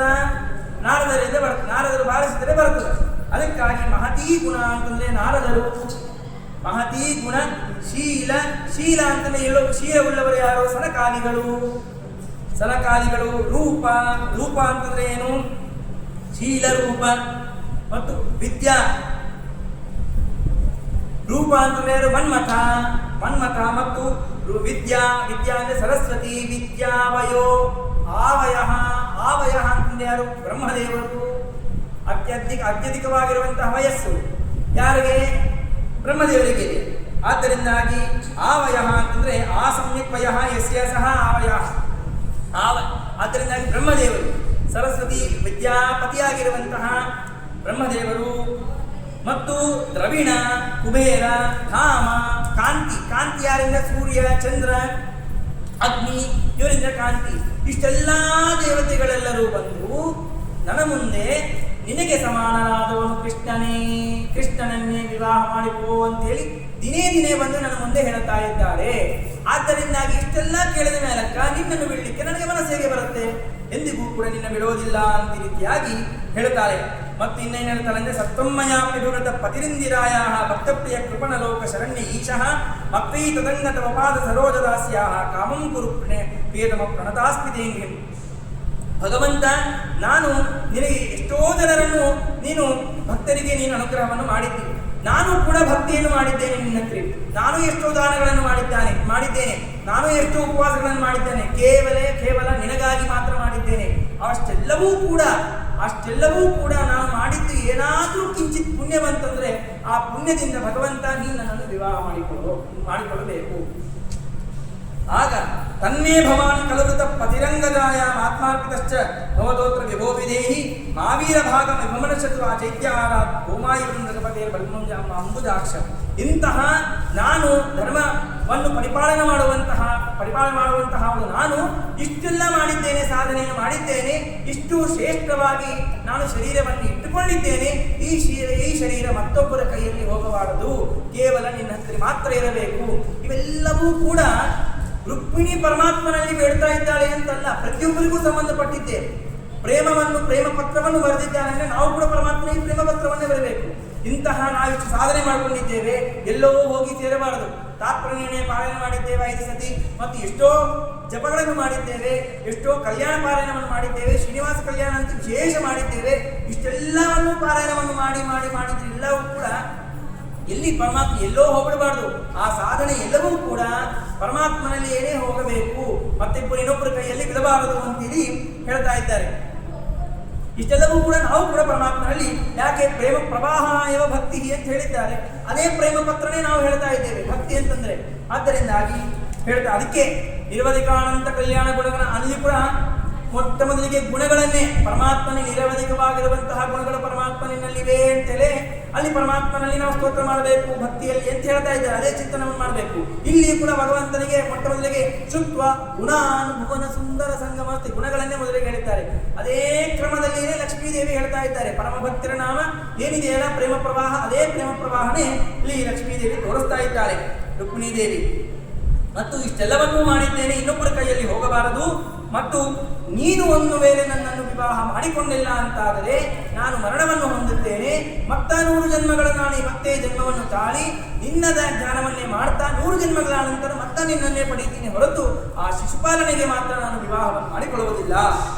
ಮತ್ತಿನ್ನ ಹೇಳ್ತಾಳೆ, ಅಂತಃಪುರಾಂತರ ನಾನು ನಿನಗೆ ನನ್ನನ್ನು ಎತ್ತುಕೊಂಡು ಹೋಗು. ಹೆಂಗಂದ್ರೆ ರಾಕ್ಷಸ ವಿವಾಹವನ್ನು ಮಾಡೋ ರೀತಿಯ ನನ್ನ ಯುದ್ಧವನ್ನು ಮಾಡಿ ಎತ್ತಿಕೊಂಡು ಹೋಗು. ಈ ಎಲ್ಲ ಜನರನ್ನು ಕೂಡ ಸರಿಸಿಕೊಂಡು ನನ್ನನ್ನು ಎತ್ತುಕೊಂಡು ಹೋಗು. ಸಿಂಹ ಶಿಶುವನ್ನು ಹೆಂಗ ಎತ್ತುಕೊಂಡು ಹೋಗ್ತದೋ ನನ್ನ ಅರಿಯ ಸಮೀಪದಲ್ಲಿ ಬಂದಾಗ ಹಾಗೆ ನನ್ನನ್ನು ಕೂಡ ಇವರೆಲ್ಲರ ಮಧ್ಯದಲ್ಲಿ ಎತ್ತುಕೊಂಡು ಹೋಗುವಂತ ರೀತಿಯಾಗಿ ಹೇಳ್ತಾರೆ. ಮತ್ತು ಹೆಂಗೆ ಎತ್ತುಕೊಂಡು ಹೋಗಬೇಕು ಅಂತ ಪ್ಲಾನ್ ಕೂಡ ನಾನೇ ಹೇಳ್ತೀನಿ ಅಂತ ಹೇಳ್ತಾರೆ ರುಕ್ಮಿಣಿ. ಏನು ಅಂತಂದ್ರೆ, ನಾನು ಕುಲದೇವಿ ಯಾತ್ರೆಯನ್ನು ಮಾಡ್ತೀನಿ. ಕುಲದೇವಿ ಯಾತ್ರೆಗಾಗಿ ನಾನು ಹೊರಗೆ ಬಂದು ಗೌರಿ ಪೂಜೆಯನ್ನು ಮಾಡಲು ಬಂದಾಗ ನೀನು ಅಲ್ಲಿ ಹೊರಗವರಿಗೇನೆ ಎಂಟ್ರಿ, ಸೈನ್ಯಕ್ಕೆ ಎಲ್ಲರಿಗೂ ಕೂಡ ಜರಾಸಂಧಾದಿಗಳು ಎಷ್ಟು ನನ್ನನ್ನು ಸುತ್ತಮುಟ್ಟಿದರೂ ಕೂಡ ಆ ಗರ್ಭಗುಡಿ ಗುಡಿಯಲ್ಲಿ ನಾನಿದ್ದಾಗ ಯಾರೂ ಕೂಡ ಇರೋದಿಲ್ಲ. ಆಗ ನೀನು ಬಂದು ನಾನು ಪೂಜೆಯನ್ನು ಮಾಡ್ತಾ ಇರುವ ಕಾಲಕ್ಕ ಅಲ್ಲಿಂದ ನೀನು ನನ್ನನ್ನು ಎತ್ತುಕೊಂಡು ಹೋಗು ಅಂತ ಹೇಳಿ ಎಲ್ಲ ಪ್ಲಾನ್ಗಳನ್ನೆಲ್ಲವನ್ನೂ ಕೂಡ ಬರೆದು ಬಿಟ್ಟು ನಿನ್ನನ್ನೇ ನಾನು ವಿವಾಹವನ್ನು ಮಾಡಿಕೊಳ್ಳುತ್ತೇನೆ, ಇದು ಮಾತ್ರ ನಿಶ್ಚಿತ.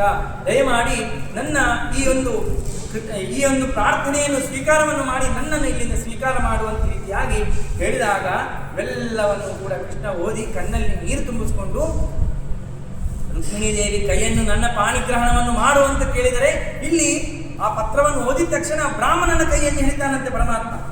ಬ್ರಾಹ್ಮಣನ ಕೈ ಹಿಡಿದ ತಕ್ಷಣ ಬ್ರಾಹ್ಮಣ ಅಂತಾನಂತೆ, ಸ್ವಾಮಿ ರುಕ್ಮಿಣಿ ಪಾಣಿಗ್ರಹಣವನ್ನು ಮಾಡಬೇಕಂತ ರುಕ್ಮಿಣಿ ಪ್ರಾರ್ಥನೆ ಮಾಡಿದರೆ ನನ್ನ ಕೈಯನ್ನು ಯಾಕೆ ಹಿಡಿತಾ ಇದ್ದೀನಿ ಅಂತಂದ್ರೆ, ನಿನ್ನ ಕೈಯಿಂದ ನೀನು ಪತ್ರವನ್ನು ತಂದು ಕೊಟ್ಟಿ ಅಂತಂದ್ರೆ ನೀನು ತಂದಿಲ್ಲ, ನಿನ್ನ ಕೈಯಿಂದ ರುಕ್ಮಿಣಿನೇ ಬಂದು ಕೊಟ್ಟಿದ್ದಾಳೆ ನನಗೆ. ನಿನ್ನ ಕೈಯನ್ನು ಹಿಡಿಯೋದ್ರಿಂದಾಗಿ ರುಕ್ಮಿಣಿಯ ಪಾಣಿಗ್ರಹಣವನ್ನು ನಾನು ಮಾಡೇ ಮಾಡ್ತೀನಿ ಅಂತ ಹೇಳಿ ನಾನು ಹೇಳ್ತಾ ಇದ್ದೀನಿ ಅಂತ ಹೇಳಿ ಕಣ್ಣಲ್ಲಿ ನೀರು ತುಂಬಿಸಿಕೊಂಡು ಆನಂದದಿಂದ ಕೃಷ್ಣ ಅಂತಾನಂತೆ, ಸಾರಥಿ ನಡಿ ರಥವನ್ನು ತಯಾರು ಮಾಡುವಂತ ತಕ್ಷಣ ಅದಕ್ಕ ಏನು ಅಂತಂದ್ರೆ ಸಾರಥಿ ಆಗಿಂದಾಗಲೇ ಆರೋಗ್ಯ ಚಂದನಂ ಚೌರ್ಯ ದ್ವಿಜಮಾರೋಪ್ಯ ತೃಣಗೈಹಿ ಅನರ್ಥ ಏಕರಾತ್ರೇನ ವಿದರ್ಭಾಡಗಮದ್ದೈಹಿ ಅಂತ ರೀತಿಯಾಗಿ ಒಂದು ರಾತ್ರಿ ಕಳೆಯುವಷ್ಟರೊಳಗೇನೆ ನಾವು ವಿದರ್ಭ ದೇಶಕ್ಕೆ ಹೋಗಿ ಮುಟ್ಟಬೇಕು ಅಂತ ಈ ರೀತಿಯಾಗಿ ಎಲ್ಲ ಹೇಳಿದಾಗ ಅಲ್ಲಿ 4 ಕುದುರೆಗಳನ್ನು ಕಟ್ಟುತ್ತಾರೆ. ಒಂದೊಂದು ಕುದುರೆಯ ಹೆಸರುಗಳು ಕೂಡ ಇವೆ.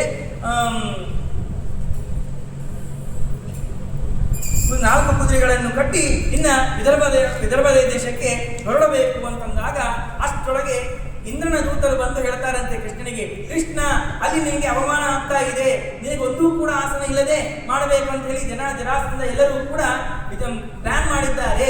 ಆದ್ದರಿಂದಾಗಿ ಏನ್ ಮಾಡಬೇಕು ಅರ್ಥ ಆಗ್ತಾ ಇಲ್ಲ. ನೀನು ಮಾತ್ರ ಆ ಪ್ರದೇಶಕ್ಕೆ ಹೋಗಬೇಡ. ನಿನಗೆ ಒಂದು ವೇಳೆ ಅವಮಾನ ಆಯಿತು ಅಂತಂದರೆ ಬ್ರಹ್ಮದೇವರಿಂದ ಮೊದಲು ಮಾಡಿಕೊಂಡು ಪ್ರತಿಯೊಬ್ಬ ದೇವತೆ ಬಂದು ಅವನ್ನ ಚೂರ್ಣ ಮಾಡಿಬಿಡ್ತಾರೆ. ನೋಡು ಮತ್ತ, ಯಾಕಂದ್ರೆ ನಿನ್ನ ಸಂಕಲ್ಪ ಜರಾಸಂಧ ಯಾರ ಕೈಯಲ್ಲಿ ಸಾಯ್ಬೇಕಂತ ಸಂಕಲ್ಪ ಇದೆ, ಎಲ್ಲ ಹೋಗ್ಬಿಡುತ್ತೆ.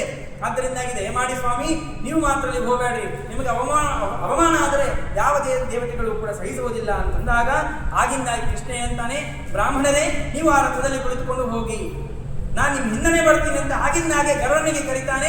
ಭಗವಂತ ಆ ಗರುಡಾರೂಢನಾಗಿ ದೊಡ್ಡದಾಗಿರುವಂತಹ ರೆಕ್ಕೆಗಳಿರುವಂತಹ ಆ ಗರುಡನನ್ನು ಅನುಗ್ರಹಿಸಲು ಪರಮಾತ್ಮ ಆ ಗರುಡನ ಮೇಲೆ ಏರಿ ಪರಮಾತ್ಮ ವಿದರ್ಭ ದೇಶಕ್ಕೆ ಅತಿ ಶೀಘ್ರವಾಗಿ ಹೋಗ್ತಾನೆ. ಆಗ ಗರುಡನಿಗೆ ಮತ್ತೆ ತೃತೀಯ ಸ್ಕಂದದಲ್ಲಿ ನಾವು ಕೇಳಿದಂತೆ ಗರುಡನು ಪರಮಾತ್ಮನನ್ನು ನೋಡಬೇಕು ಅಂತ ಹೇಳಿ ಎಲ್ಲರೂ ಕೂಡ ಗರುಡಾರೂಢನಾಗಿರುವಂತಹ ಪರಮಾತ್ಮನನ್ನು ನೋಡ್ತಾ ಇದ್ದಾರೆ. ಆದರೆ ಗರುಡನಿಗೆ ಗರುಡಾರೂಢನಾದ ಪರಮಾತ್ಮನ ನೋಡೋ ಭಾಗ್ಯ ಇಲ್ಲ.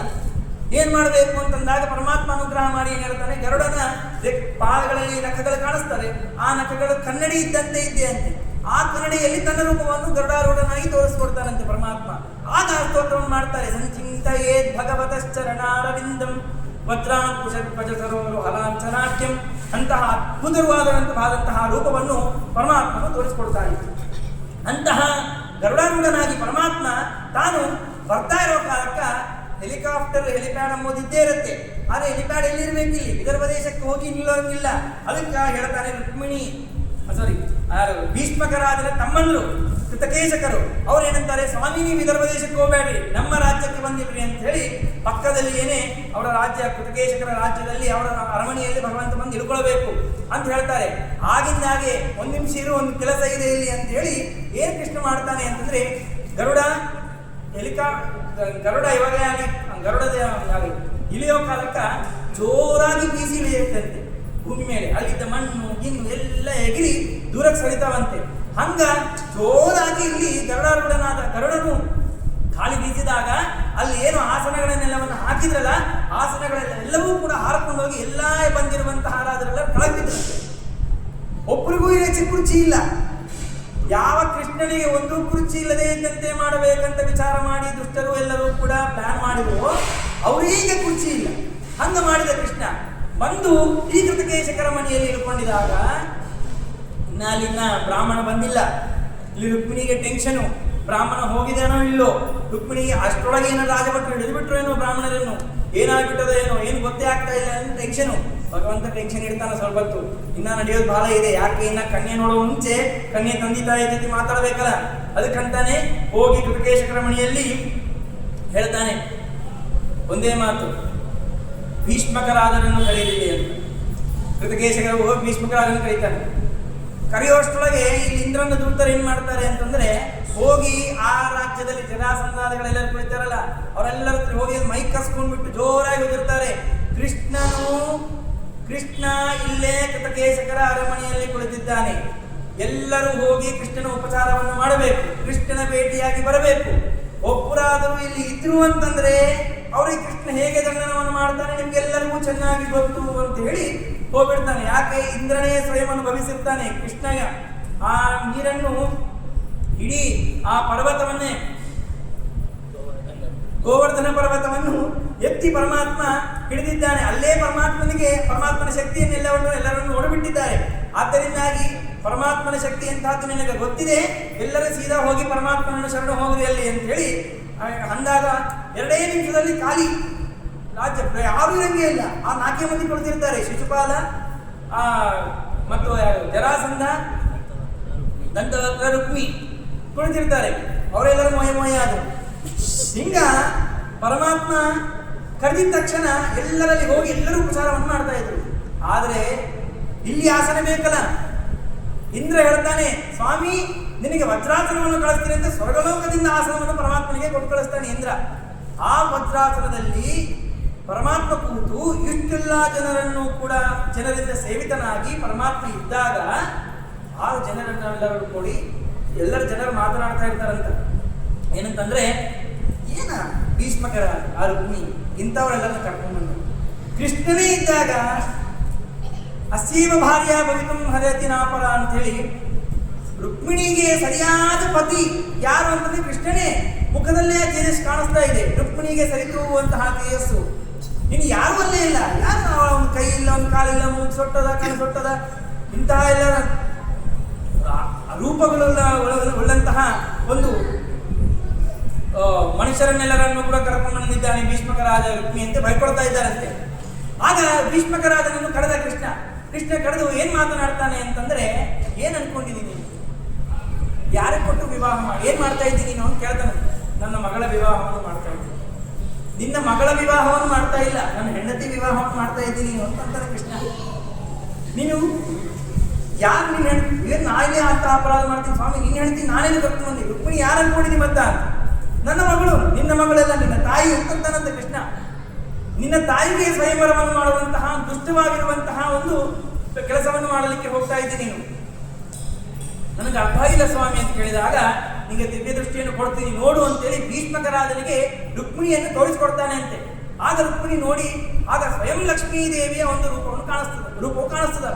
ಕೌಶೇಯ ಪೀತವಸನಾಮರವಿಂದ ನೇತ್ರಾಂ, ಅದ್ಭುತವಾಗಿರುವಂತಹ ಲಕ್ಷ್ಮೀ ದೇವಿಯನ್ನು ಕಣ್ಣ ಅಂತ. ಅಲ್ಲಷ್ಟೇ ನೋಡ್ತಿ, ಇಲ್ಲಿ ನೋಡು ನನ್ನ ಅಂತಂತಾನಂತ. ಅದೇ ದೃಷ್ಟಿಯಿಂದ ಪರಮಾತ್ಮ ಕೃಷ್ಣ ನಾನು ಯಾರು ಅಲ್ಲ, ಸ್ವಯಂ ನಾರಾಯಣನೇ ನಾನು ಅಂತೇಳಿ ತನ್ನ ದರ್ಶನವನ್ನು ಕೂಡ ಮಾಡಿಸ್ಕೊಡ್ತಾನಂತೆ ಭೀಷ್ಮಕರಾಜನಿಗೆ. ಆಗ ಭೀಷ್ಮಕರಾಜನಿಗೆ ಎಚ್ಚರಾಗಿ, ಈಗಾದರೂ ತಪ್ಪು ಸರಿ ಮಾಡಿಕೊಂಡ ತಕ್ಷಣ, ನಾನು ಇದ್ದೀನಿ ನೀನು ಹಿಂದ ಅಂತ ತಕ್ಷಣ ರುಕ್ಮಿಯ ಅವನ ಅಂತಂದು ರುಕ್ಮಿಣಿಯನ್ನು ಸರಿಸಿಕೊಂಡು ಸೀದಾ ಭೀಷ್ಮಕ ರಾಜ ಸಭೆಯಕ್ಕೆ ಹೋಗಿ ಎಲ್ಲರಿಗೆ ಅನೌನ್ಸ್ ಮಾಡ್ತಾನಂತೆ. ಈ ಕೆಲವು ಒಂದು ಕಾಲಕ್ರಮ ಸರಿಯಾಗಿರಲಿಲ್ಲ, ಏನೋ ಆಗಿ ಈ ಒಂದು ವಿವಾಹ ಅಂತ ಅನ್ನೋದು ಇಲ್ಲಿಗೆ ನಿಲ್ತಾ ಇದೆ. ಸದ್ಯಕ್ಕೆ ಅಂತೂ ವಿವಾಹ ಇಲ್ಲ. ದಯಮಾಡಿ ಎಲ್ಲರೂ ತಾಂಬೂಲವನ್ನು ಸ್ವೀಕಾರ ಮಾಡಿ. ಎಷ್ಟು ದೂರದಿಂದ ಮಂದಿರಿ ಪಾಪ ಕರೆದಿದ್ದಕ್ಕೆ ಎಲ್ಲರೂ ಚೆನ್ನಾಗಿ ಊಟ ಮಾಡಿಕೊಂಡು ತಾಂಬೂಲವನ್ನು ಸ್ವೀಕಾರ ಮಾಡಿಕೊಂಡು ಹೋಗಬೇಕು ಅಂತಂದಾಗ ಎಲ್ಲರೂ ರಾಜರಿಗೆ ಅರ್ಥ ಆಗಿಬಿಟ್ಟಿದೆ ಅಂತ ಅಷ್ಟರೊಳಗೆ ಎಲ್ಲರೂ ಹೋಗ್ಬಿಟ್ಟಿದ್ದಾರೆ. ಉಳಿದವರು ಯಾರು? ಈ 4 ಮಂದಿ. ಈ 4 ಮಂದಿಗೆ ಇನ್ನು ಜರಾಸಂಧ ಹೇಳ್ತಾ ಇತ್ತು, ಏನನ್ನ ಮಾಡಿ ವಿವಾಹ ಅಂತೂ ಆಗಿದೆ. ಈ ಸ್ವಯಂವರ ಜಯಂವರ ಏನೂ ಬೇಕೇ ಆಗಿಲ್ಲ, ಸೀದಾ ವಿವಾಹ ಮಾಡಿಬಿಡೋದು, ಏನು ವಿಚಾರಣೆ ಇಲ್ಲೇ ಇಲ್ಲ ಅಂತಂದು ಇನ್ನು ವಿವಾಹವನ್ನು ಮಾಡಲಿಕ್ಕೆ ಅಲಂಕಾರವನ್ನು ಮಾಡ್ರಿ ಅಂತಂದಾಗ ರುಕ್ಮಿಣಿ ಚಲೋ ಅಲಂಕಾರವನ್ನೆಲ್ಲವನ್ನು ಮಾಡ್ತಾರೆ. ಆಗ ರುಕ್ಮಿಣಿಗೆ ಕುಲದೇವಿ ಯಾತ್ರೆ ಅಂತ ಮಾಡಲಿಕ್ಕೆ ಬೇಕು. ಆ ಪ್ಲಾನ್ ಅಂತೂ ಇನ್ನೂ ಫೇಲ್ ಆಗಿಲ್ಲ. ಪ್ಲಾನ್ ಏನೇ ಇದೆ ಆ ಏನಲ್ಲೇ ಆಗ್ತದಲ್ಲ. ಪ್ಲಾನ್ ಎ ಬಿ ಅನ್ನೋ ಆಪ್ಷನೇ ಇಲ್ಲ. ಭಗವಂತ ಇನ್ನ ಬಂದಿಲ್ಲ. ರುಕ್ಮಿಣಿ ಅಂತ ಹೊರಟಿದ್ದಾಳೆ ಮನೆಯಿಂದ, ಅರಮನೆಯಿಂದ ಯಾತ್ರೆಗಂತೆ ಹೋಗಿ ಅಲ್ಲಿ ಪೂಜೆಯನ್ನೆಲ್ಲವನ್ನು ಕೂಡ ಮಾಡ್ತಾ ಇದ್ದಾಳೆ. ಇನ್ನ ಕೃಷ್ಣ ಬಂದಿಲ್ಲ ಅಂತ ಹೇಳಿ ಚಿಂತೆ. ಬ್ರಾಹ್ಮಣ ಎಲ್ಲ ಕಾಣಿಸ್ಲಿಲ್ಲ, ಕೃಷ್ಣ ಇನ್ನ ಬಂದಿಲ್ಲ, ಏನ್ ಮಾಡಬೇಕು? ಓಹೋ, ಕೃಷ್ಣ ಬಂದಾನೆ ಅಂತ ಕೇಳಿದ್ದೆ ನಾನು, ಪಕ್ಕ ಊರಲ್ಲೇ ಇದ್ದಾನೆ ಅಂತ. ಆದ್ರೆ ಪಕ್ಕಿಗೆ ಬಂದ ತಕ್ಷಣ ನಾನೇನೋ ಸೇರಿಲ್ಲ ಏನೋ ಕೃಷ್ಣನಿಗೆ, ನನ್ನ ಇನ್ನೂ ನೋಡಿಬಿಟ್ಟಿದ್ದಾನೆ ಏನೋ, ನನ್ನ ಬಗ್ಗೆ ಯಾರಾದ್ರೂ ಕೆಟ್ಟಾಗಿ ಹೇಳಿಬಿಟ್ಟಿದ್ದಾರೆ ಏನೋ ಅಂತೇಳಿ ಅದಕ್ಕೆ ಕೃಷ್ಣ ಹೋಗ್ಬಿಟ್ಟಿದ್ದಾನೆ ಏನೋ ಅಂತ ಹೇಳಿ ಭಯ. ಲಕ್ಷ್ಮೀದೇವಿಗೆ ಇಲ್ಲದೆ ಇರುವಂತಹ ವಿಶ್ವಾಸ, ಪರಮಾತ್ಮನ ಮೇಲೆ ಅತ್ಯಂತ ವಿಶ್ವಾಸವನ್ನು ಇಟ್ಕೊಂಡವಳಂತಹ ಅವರು ಲಕ್ಷ್ಮೀದೇವಿನೇ. ಆದರೂ ಕೂಡ ಒಂದು ಕನ್ಯೆಗೆ ಇರುವಂತಹ ಚಿಂತೆ ರುಕ್ಮಿಣಿ ತಾನು ತೋರಿಸ್ತಾ ಇದ್ದಾಳೆ. ಹಿಂಗ ವಿವಾಹವನ್ನು ಮಾಡ್ತಾ ಇದ್ದೇರಲ್ಲ, ಇನ್ನ ಯಾಕೆ ಬಂದಿಲ್ಲ ಅಂತ ಹೇಳಿ ರುಕ್ಮಿಣಿ ನೋಡ್ತಾ ಇರ್ತಾಳೆ. ಎಲ್ಲಿಂದ ಬರ್ತಾನೇನೋ ಗೊತ್ತಿಲ್ಲ ಕೃಷ್ಣ.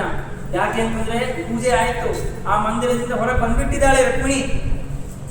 ಇನ್ನು ಇಷ್ಟು ಸೈನ್ಯದ ಎದುರಿನಿಂದ ನನಗೆ ಹೆಂಗೆ ಕರ್ಕೊಂಡು ಹೋಗ್ತಾನೆ ಕೃಷ್ಣ ಗೊತ್ತಿಲ್ಲ. ಕೃಷ್ಣನ ಒಂದು ಪ್ಲಾನ್ ಏನಿರ್ತದಲ್ಲ, ಆ ಪ್ಲಾನ್ ಮಾಡುವಂತಹ ಒಂದು ಮೆಚ್ಯೂರಿಟಿ ಲೆವೆಲ್ ಏನಿರ್ತದಲ್ಲ, ಪೀಕ್ಸ್ ಅಲ್ಲಿ ಇರುತ್ತೆ.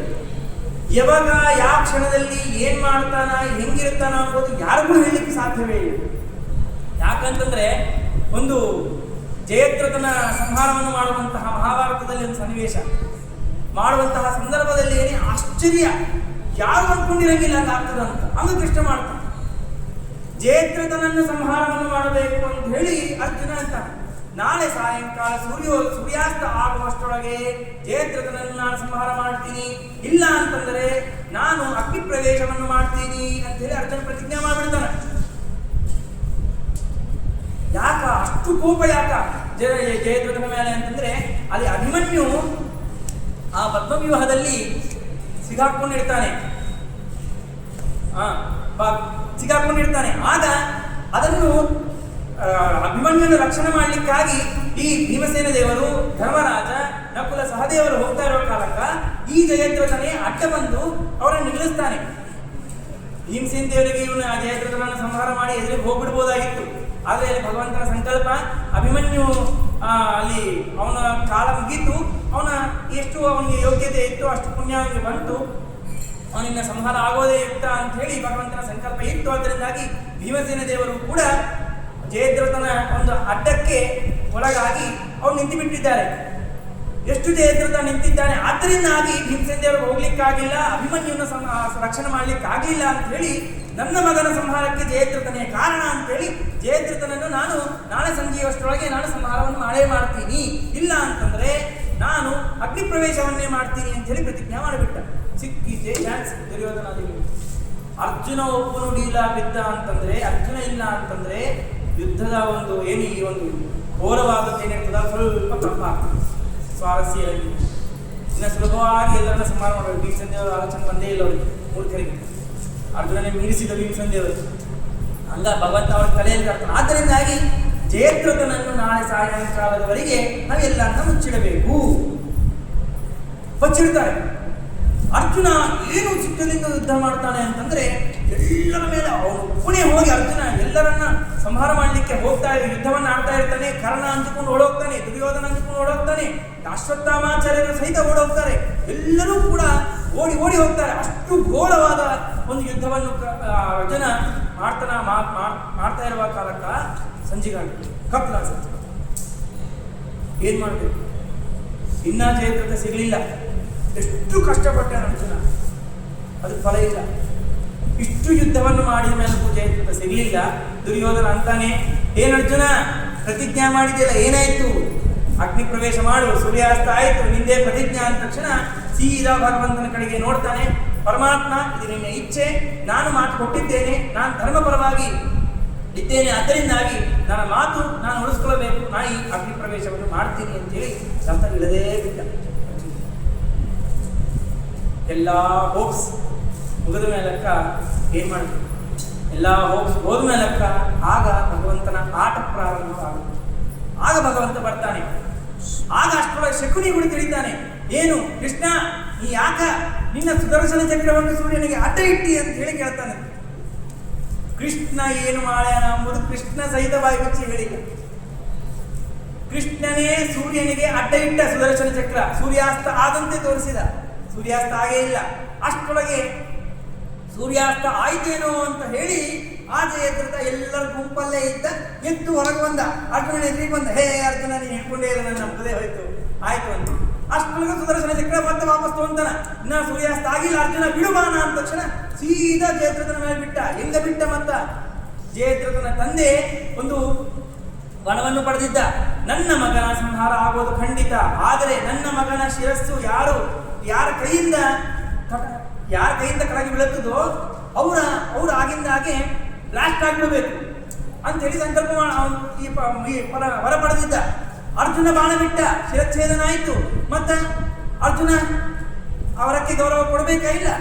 ಮತ್ತೆ ಅದಕ್ಕೇನು ಮಾಡ್ತಾನೆ? ಕೃಷ್ಣ ಹೇಳ್ತಾನೆ, ಆ ಬಾಣವನ್ನು ಬಿಟ್ಟಿದಾಗ ಜಯದ್ರಥನ ತಂದೆ ಅಲ್ಲಿ ಹೋಗಿ ಸೂರ್ಯಾಸ್ತ ಅರ್ಘ್ಯವನ್ನು ಬಿಡ್ತಾ ಇರ್ತಾನೆ ಸೂರ್ಯನಿಗೆ, ಅವನ ಕೈಯಲ್ಲಿ ಬಿಡಬೇಕು ಅಂತ ಹೇಳಿ ಹಂಗೆ ಬಿಡ್ತಾನ ಬಾಣ. ಆ ಜಯದ್ರಥನ ಶಿರಸ್ಸು ಹೋಗಿ ಅವನ ತಂದೆ ಕೈಯಲ್ಲೇ ಬೀಳ್ತದ. ತಂದೆ ಕೈಯಿಂದ ಹೆಚ್ಚಿ ಮೈಲಿ ಅಂತ ಕೆಳಗೆ ಬಿಡ್ತಾ ಇರ್ತಾನೆ. ಯಾರ ಕೈಯಿಂದ ಕೆಳಗೆ ಬಿತ್ತು? ತಂದೆ ಕೈಯಿಂದ ಕೆಳಗೆ ಬಿತ್ತು. ತಂದೆ ಸತ್ತ. ಹಿಂಗ ಕೃಷ್ಣನೊಂದು ಪ್ಲಾನ್. ಎಂದಿಗೂ ಕೂಡ ತನ್ನ ಪ್ಲಾನ್ ಇನ್ನೊಬ್ಬರಿಗೆ ಹೇಳಂಗಿಲ್ಲ. ಆ ಕ್ಷಣದಲ್ಲೇ ರಿವೀಲ್ ಮಾಡುವಂತಹ ಒಂದು ಗ್ರೇಟ್ ಮೆಚ್ಯೂರಿಟಿ ಅಂತ ಅನ್ನೋದು ಪರಮಾತ್ಮನ ಒಂದು ಪ್ಲಾನಿಂಗ್ ಅಲ್ಲಿ ಇರುತ್ತೆ. ಅಂತಹದ್ದು ಪರಮಾತ್ಮ ಯಾವ ಟೈಮಲ್ಲಿ ಏನ್ ಮಾಡ್ತಾನೋ ಗೊತ್ತಿಲ್ಲ, ಯಾವಾಗ ಬರ್ತಾನೋ ಗೊತ್ತಿಲ್ಲ. ಕೃಷ್ಣ ಬಂದ, ಕೈ ಹಿಡಿದ ರುಕ್ಮಿಣಿಯನ್ನು ಓಡೇ ಬಿಟ್ಟ. ಅವರೆಲ್ಲರೂ ಏನ್ ನಡೀತಾ ಇದೆ? ಎಲ್ಲರೂ ಯುದ್ಧ ಆಡಬೇಕು, ಯುದ್ಧ ಆಡದೆ ನಿಂತು ಬಿಟ್ಟಿದ್ದಾರೆ. ಜರಾಸಂಧಾದಿಗಳೆಲ್ಲರೂ ಕೂಡ. ಶಿಶುಪಾಲ, ರುಕ್ಮಿ, ಏನು ಚರಣ ಇಲ್ಲ. ಆಶ್ಚರ್ಯ, ಇಷ್ಟೆಲ್ಲ ನಾವಿದ್ದೀವಿ, ಸಾಧ್ಯನೇ ಇಲ್ಲ ಅನ್ಕೊಂಡಿದ್ದೀವಿ. ಕೃಷ್ಣ ಬರಂಗೇ ಇಲ್ಲ ಅನ್ಕೊಂಡಿದ್ದೀವಿ. ಎಲ್ಲಿಂದ ಬಂದ ಕೃಷ್ಣ? ಹೋಗೇ ಬಿಟ್ಟ ರುಕ್ಮಿಣಿ ತಗೊಂಡು. ಏನ್ ನಡೀತಾ ಇದೆ ಇಲ್ಲಿ? ಏನ್ ನಡೀತಾ ಇದೆ ಇಲ್ಲಿ? ಎಲ್ಲರೂ ಆಶ್ಚರ್ಯ. ಇನ್ನ ರುಕ್ಮಿಣಿಗೆ ಗೊತ್ತೇ ಆಗಿಲ್ಲ ಕೃಷ್ಣನೇ ಹಿಡಿದನೋ ಯಾರು ಹಿಡಿದಾರೋ ಗೊತ್ತಿಲ್ಲ. ಆಗ ರುಕ್ಮಿಣಿ ಕೈಯನ್ನು ನೋಡ್ತಾಳೆ ಮೊದಲಿಗೆ. ಇಂತಹ ಕೈ ಆ ಕೃಷ್ಣಂದೇ ಇರಬೇಕು. ಎಂತಹ ಚಕ್ರ ಶಂಖ ಎಲ್ಲವನ್ನೂ ಕೂಡ ಧಾರಣ ಮಾಡುವಂತಹ ಕೈಗಳಿವು. ಆ ಕೈ ಹೆಂಗಿರುತ್ತೆ ನನಗೆ ಗೊತ್ತಿಲ್ಲವಾ? ನನಗೆ ಗೊತ್ತು, ಸದಾ ನಾನೇ ಇರ್ತೀನಿ ಭಗವಂತನ ಪಕ್ಕದಲ್ಲಿ, ನನಗೆ ಗೊತ್ತು ಈ ಕೃಷ್ಣಂದೇ ಇರಬೇಕೇನೋ ಅಂತೇಳಿ ಮತ್ತೆ ಹಂಗೇ ಮೇಳಕ್ಕೆ ಬರ್ತಾಳೆ. ಈ ಎಲ್ಲ ಆಭರಣಗಳನ್ನು ನೋಡ್ತೇವೆ, ಕೃಷ್ಣನ ಆಭರಣಗಳಂತೆ. ನಾರದರು ಹೇಳಿದ್ರು, ಇದೇ ಆಭರಣ ಧರಿಸಿರ್ತಾನೆ ಕೃಷ್ಣ ಅಂತೇಳಿ. ಅದೇ ಆಭರಣ ಧರಿಸಿದ್ದಾನೆ ಕೃಷ್ಣ. ಹಿಂಗೆ ಹೋಗ್ತಾ ಇದ್ರು. ಆಗ ಪರಮಾತ್ಮ ಸರಿಯಾಗಿ ರಥದ ಹತ್ರಿ ಹೋದ. ಆ ರಥದ ಹತ್ರ ಹೋಗಿದ ತಕ್ಷಣ ಆಗ ಪರಮಾತ್ಮನ ಮುಖವನ್ನು ನೋಡ್ತಾಳೆ ರುಕ್ಮಿಣಿ. ನೋಡಿದ ತಕ್ಷಣ ಅಲ್ಲೇ ಸ್ತಬ್ಧರಾಗಿಬಿಟ್ಟು. ಆ ಯುದ್ಧ, ಅಲ್ಲೆಲ್ಲರೂ ಸೈನ್ಯ ಬರ್ತಾ ಇದೆ ಹಿಂದೆ. ಜರಾಸಂಧ, ಶಿಶುಪಾಲ ಎಲ್ಲರೂ ಯುದ್ಧಕ್ಕಾಗಿ ಬರ್ತಾ ಇದ್ದಾರೆ. ಕೃಷ್ಣ ಏನೋ ಕೈ ಹಿಡ್ಕೊಂಡಿದ್ದಾನೆ. ಒಬ್ಬ ಗಂಡಸಿನ ಸ್ಪರ್ಶ ಸ್ತ್ರೀಯರಿಗೆ ಆದರೆ ಅವರು, ಅದು ಪರಮಾತ್ಮನ ಸ್ಪರ್ಶ ಲಕ್ಷ್ಮೀದೇವಿಗೆ ಇನ್ನು ಮೈಮರೆತು ಹೋಗ್ಬಿಡ್ತಾಳೆ. ಅಂತಹ ಒಂದು ಅವಸ್ಥೆ. ಪರಮಾತ್ಮನನ್ನೇ ನೋಡ್ತಾ ನಿಂತು ಬಿಟ್ಟಿದ್ದಾರೆ. ಆ ಕೃಷ್ಣ ಅಂತ ಏರು ಲಗುಣ ಏರು ಅಂತ ತಕ್ಷಣ ಮತ್ತೆ ಹೆಚ್ಚಾಗಿ ಹೇಳ್ತಾರಂತೆ. ಅಷ್ಟು ಆ ಸನ್ನಿವೇಶದಲ್ಲಿಯೂ ಕೂಡ ಪರಮಾತ್ಮನಲ್ಲಿ ಅಷ್ಟು ಮೈಕವನ್ನು ಹೊಂದಿದ್ದಾಳೆ ರುಕ್ಮಿಣಿ. ಆಗ ರಥವನ್ನು ಏರಿದ ತಕ್ಷಣ ಯುದ್ಧ ಪ್ರಾರಂಭ. ಜರಾಸಂಧಾದಿಗಳೆಲ್ಲರೂ ಕೂಡ ಯುದ್ಧವನ್ನು ಆಳ್ಲಿಕ್ಕೆ ಬರ್ತಾರೆ. ಅಸಲು ಎಲ್ಲರೂ ಒಂದು ಪಕ್ಷ ಅಂತಂದ್ರೆ ಕೃಷ್ಣ ಒಬ್ಬನೇ ಒಂದು ಪಕ್ಷ. ಯಾವ ಸೈನ್ಯ ತಂದುಕೊಂಡಿಲ್ಲ, ಏನಿಲ್ಲೇ ಇಲ್ಲ. ಕೃಷ್ಣ ಒಬ್ಬನೇ ಯುದ್ಧ ಆಡ್ತಾ ಇದ್ದಾನೆ. ಎಷ್ಟು ಜನರ ಜೊತೆ ಯುದ್ಧ ಆಡಿದ್ದಾನೆ ಅಂತಂದ್ರೆ ಕೊನೆಗೆ ಎಲ್ಲರೂ ಕೂಡ ಸೋತು ಹೋಗ್ತಾ ಇರ್ತಾರೆ. ಅವರು ಕಡಿದವರು. ಜರಾಸಂಧನಿಗೆ ಇನ್ನ ಕೋಪ ಬರುತ್ತದೆ.